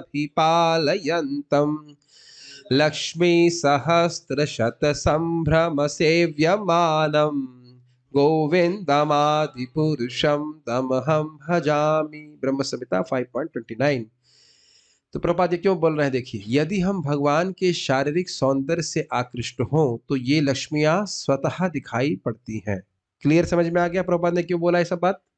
लोग लक्ष्मी के चक्कर में पड़े हुए हैं, लेकिन अगर भगवान नारायण की सेवा करेंगे तो लक्ष्मी जी का आशीर्वाद उसके ऊपर सहज रूप से होगा, उसे दिखाई पड़ जाएंगे। क्यों दिखाई पड़ेंगे? क्योंकि सेवा में लगी है।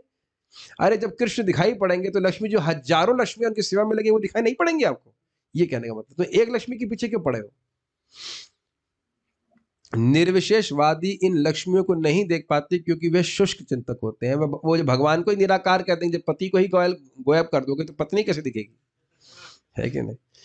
लेकिन जो कलाकार है देखिए प्रभात क्या होता है, जो कलाकार है तथा सुंदर सृष्टि द्वारा अभिभूत रहते हैं, मतलब सुंदर वस्तु देखना चाहते हैं, उन्हें चाहिए कि पूर्ण तुष्टि के लिए भगवान का सुंदर मुख देखें। देखिए बड़ी सुंदर बात है, जिसके हृदय में सुंदर रूप देखने की वासना ही नहीं है, वो क्या भगवान के रूप का मतलब वो है आस्वादन करेगा? समझ रहे हैं? जिसको सुंदर शब्द सुनने की इच्छा ही नहीं, वो कीर्तन का क्या आस्वादन करेगा? सूखे लोग क्या भक्ति करेंगे? जो शुष्क, जो तार्किक होते हैं, वो क्या होते हैं? वो भगवान, इतने वैरागी होते हैं कि भगवान को ही त्याग देते हैं। ये दिक्कत है। ये भक्त बताते हैं, इतना वैराग्य हो गया भगवान को ही छोड़ देंगे। भगवान से क्या प्रयोजन हमारा? प्रकाशानंद सरस्वती महाप्रभु कीर्तन कर रहे हैं, लाखों लोग पागल हुए जा रहे हैं, उन्हें कोई मतलब ही नहीं, कहता अरे भाव के लिए क्या चल रही है कि नहीं? तो इतना वैराग्य नहीं करना कि भगवान को ही त्याग दिया हमने, ठीक है? अरे भाई सुंदर रूप जो देखना चाहेगा वह ना कृष्ण के प्रति आकृष्ट होगा। तो प्रभुपाद इतना सुंदर शब्द कह रहे हैं, कलाकार लोग। काफी इंटरेस्टिंग है, कलाकार है, समझ रहा है कि भाई क्या सुंदर रूप होता है, तो वह कृष्ण के प्रति आकृष्ट होंगे। भगवान का मुख समस्त सुंदरता का आगार है, धाम है, अबोर्ड है, रिजर्वायर है, रिपोजिटरी है। जिसे वे सुंदर प्रकृति कहकर पुकारते हैं वह तो उनकी मंद मुस्कान है, और जिसे वे पक्षियों का कलरव कहते हैं वह भगवान की मरमर ध्वनिया है। इंग्लिश बहुत अच्छी तरह से प्रभात इसको लिखे हैं। इस जगत में प्राकृतिक सौंदर्य के प्रति व्यक्ति आकृष्ट होता है कि नहीं? पहाड़, नदी इत्यादि। तो प्रभात कह रहे हैं कि ये जो आप सुंदरता देख रहे हो वह भगवान की मंद मुस्कान की अभिव्यक्ति मात्र है। इस जगत में जो भी सौंदर्य देख रहे हैं वो जगत भगवान के सौंदर्य का एक अल्प अंश मात्र है। यद यद विभूति मत सत्वम श्रीमद ऊर्जितमेव वा तत्तदेवावगच्छतम मम तेजोंश समम। इस जगत में कुछ भी महान दिख रहा है वो भगवान कहते हैं मेरे तेज के एक अंश के द्वारा ही संभव हुआ है। ठीक, कितना सुंदर और काव्यात्मक बात है। आपने देखा होगा कभी, यहाँ तो अपने देखा होगा गौशाला में भी सुबह के समय पक्षी कुछ कुछ आवाज करते हैं, बड़ा मधुर लगता है। अब तो उतना नहीं करते हैं लेकिन फिर भी कभी कभी सुनाई पड़ता है। और किसी स्थान में हम लोग कहीं गए थे जहाँ पे बहुत सुनाई पड़ रहा था। अभी इंडोनेशिया में आप गए थे? अच्छा अच्छा, मेरे साथ में गए थे ना, पीछे एक सीट बैठे थे आप। नहीं, वृंदावन में हम लोग कहीं गए थे, भूल रहा हूँ कहाँ पे गए थे, रमणरतिया कहीं पे भी गए थे, तो वहां पे पक्षियों का कलरव सुनाई पड़ रहा, तो बड़ा अच्छा लगता है, वो भी सुबह के समय और भी अच्छा लगता है। तो कह रहे हैं कि ये सब भगवान की मरमर ध्वनि है। मतलब कुछ हिंट लग सकता है इस जगत में सुंदर शब्द सुन रहे हैं, सुंदर आप रूप देख रहे हैं, तो भगवान की अभिव्यक्ति एक अंश मात्र में है। ब्रह्मांड की व्यवस्था के लिए प्रशासनाधिकारी देवता होते हैं और राज्य स्तर पर भी छोटे छोटे देवता होते हैं। वे सदैव अन्य प्रतियोगियों से भयभीत रहते हैं, किंतु यदि वे भगवान की भुजाओं का आश्रय लें तो भगवान शत्रुओं के आक्रमण से सदैव उनकी रक्षा कर सकते हैं। जैसे कि महाराज प्रतापरुद्र भगवान के भक्त थे और कभी किसी से हारे नहीं थे, किसी से नहीं हारे थे, बहुत शक्तिशाली राजा थे।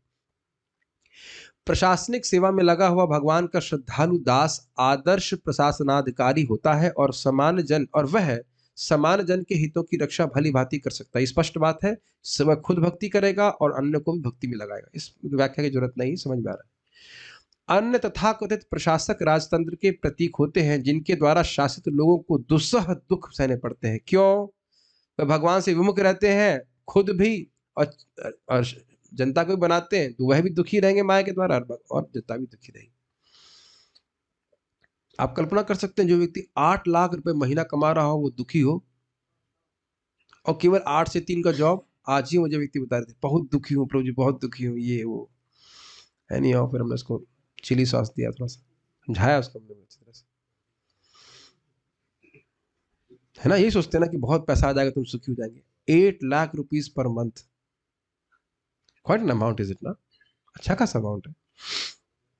तो इसलिए पैसे के पीछे ही भागना चाहिए, सुखी नहीं होता उसे पैसे से व्यक्ति।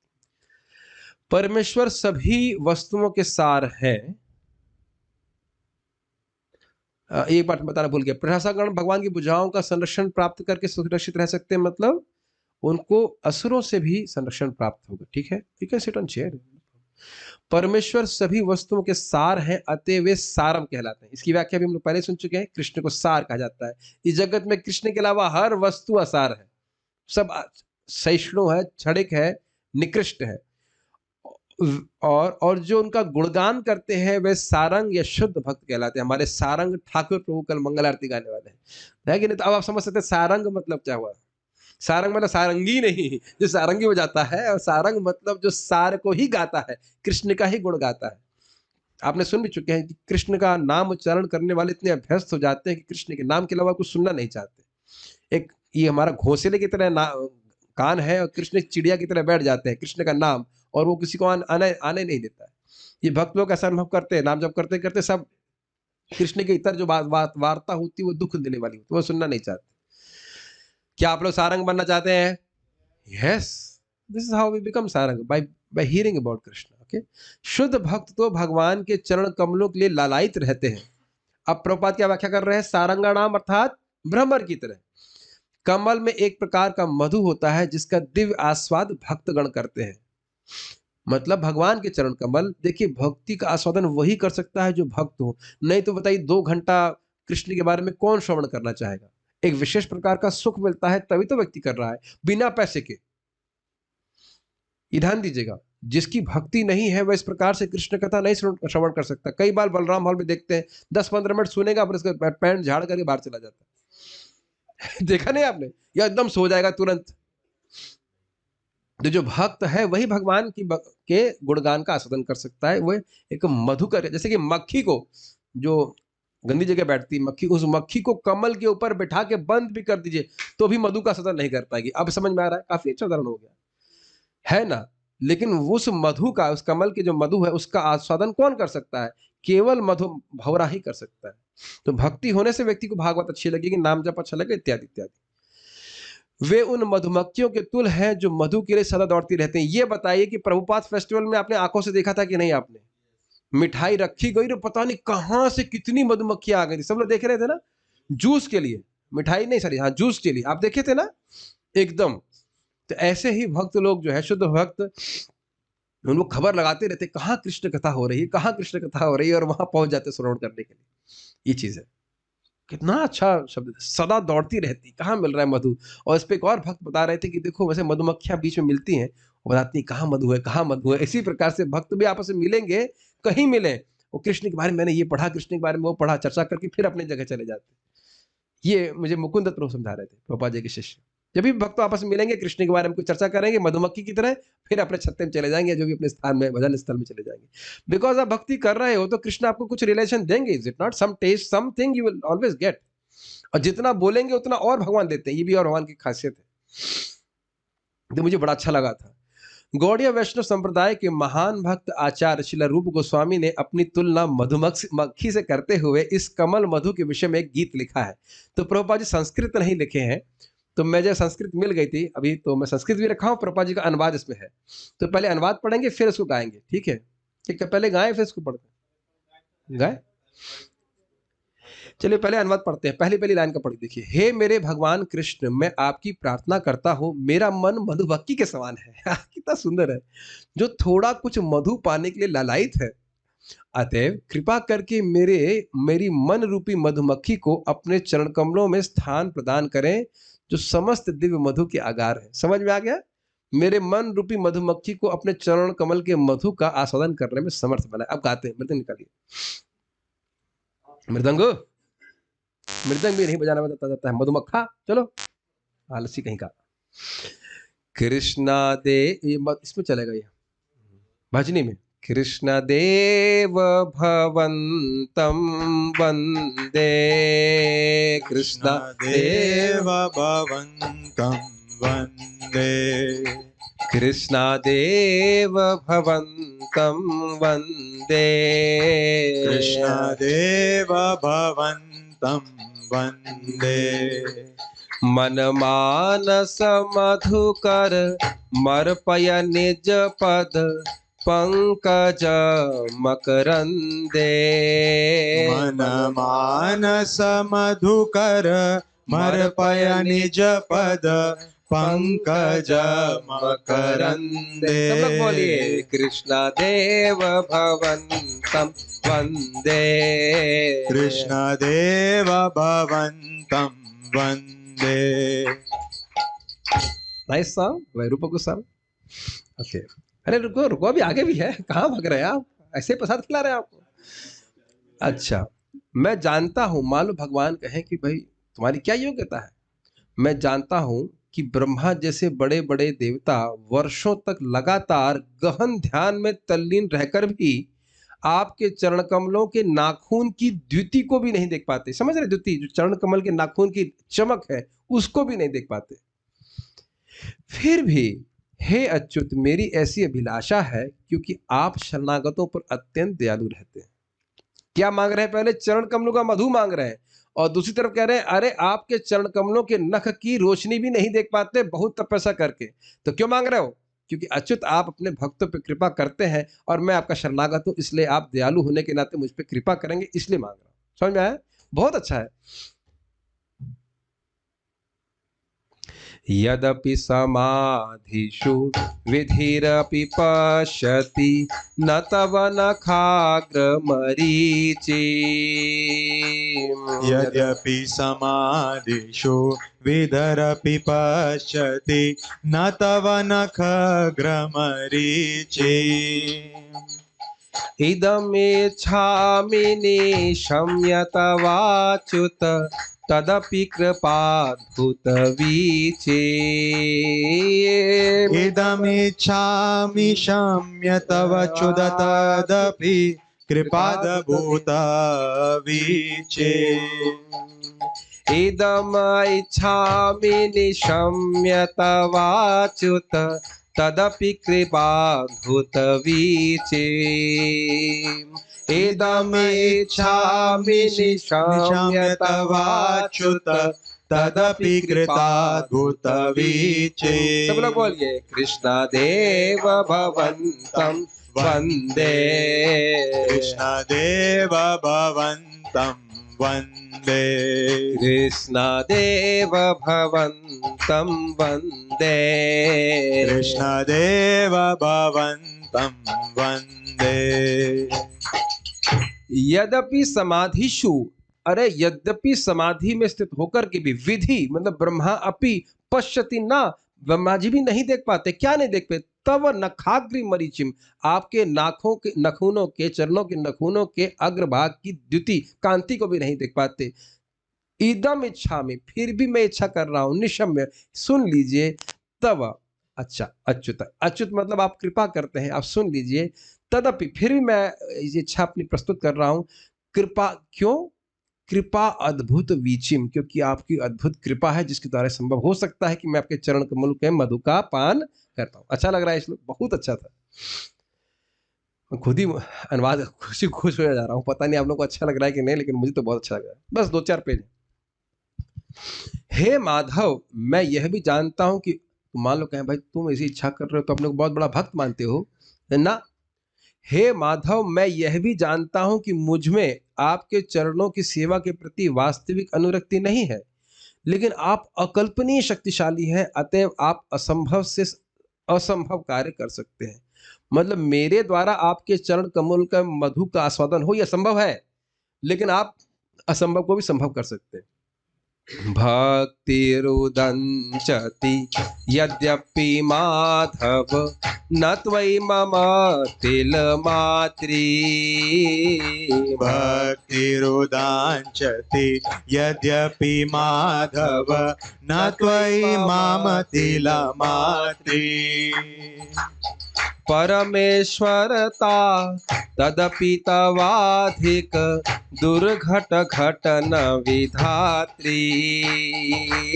परमेश्वरता तदपि तवाधिक दुर्घट घटन विधात्री। कृष्णदेव भवन्तं वन्दे। कृष्णदेव भवन्तं वन्दे। कृष्णदेव भवन्तं वन्दे। कृष्णदेव भवन्तं वन्दे। भक्तिर उदंचति यद्यपि माधव न त्वयि मम तिलमात्री।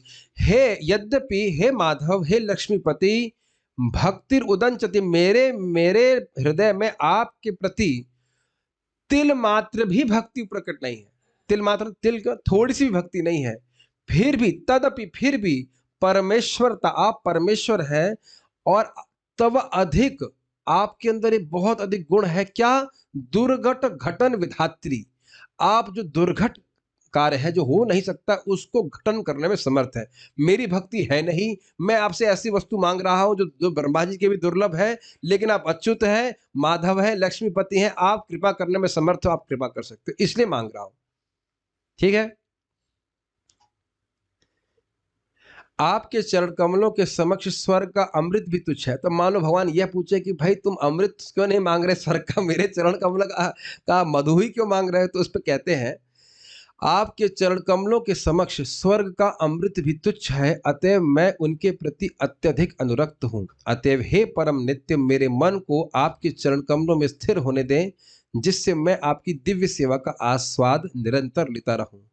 अयमविलोलत याद्य सनातन कलिताधुत रस भारम्। अयमविलोयद्य यद्य सनातन कलितधोत्रसभारम्। निवसति नित्यम् इहामृत निन्दति विन्दन मधुरिमसारम्। निवसितु नित्यम इमरता निंदिनी विंदन मधुरिमसारम्। कृष्णदेव भवन्तं वन्दे, कृष्णदेव भवन्तं वन्दे, कृष्णदेव भवन्तं वन्दे, कृष्णदेव भवन्तं वन्दे। आखिरी पैराग्राफ प्रभुपाद जी का, भक्तगण भगवान के चरण कमलों को प्राप्त करके तुष्ट रहते हैं, मतलब भगवान की भक्ति श्रवण कीर्तन करके तृप्त रहते हैं और उन्हें भगवान के सर्व सुंदर मुख को देखने अथवा उनकी बलिष्ठ भुजाओं के संरक्षण की कोई अभिलाषा नहीं रह जाती। वे स्वभाव से विनम्र होते हैं और भगवान का ऐसा विनम्र भक्तों के ऐसे विनम्र भक्तों के प्रति सदैव झुकाव रहता है। ये क्या कहना चाहते हैं? तो प्रभुपाद जी सारंगाणाम पदाम भुजम की व्याख्या कर रहे हैं कि भगवान के भक्त तो ये आशा नहीं करते कि मुख देख पाएंगे, बस उनके कहने का आशा कि चरण कमलों में रहते हैं। क्या हम लोग रोज गाते हैं, स्थित धूलि सदृशम विचिन्त्य अयि नंद तनुज किंकरम पतिताम माम विषमे भवाम बुधौ कृपया तव पाद पंकज स्थित धूलि सदृशम विचिन्त्य। बड़ी नम्र भावना में रहते तो भगवान सारे आनंद को प्रकट करते हैं भक्तों के, ये कहने का प्रभुपाद जी का आशा है। थोड़ा क्षमा चाहेंगे, थोड़ा लंबा हो गया, लेकिन ये तीनों श्लोक एक साथ समझने वाले थे। बहुत बहुत धन्यवाद सभी लोग आए। श्रीमद् भागवतम की जय, श्रील प्रभुपाद की जय, निताय गौर प्रेमानंदे। Thank you. सो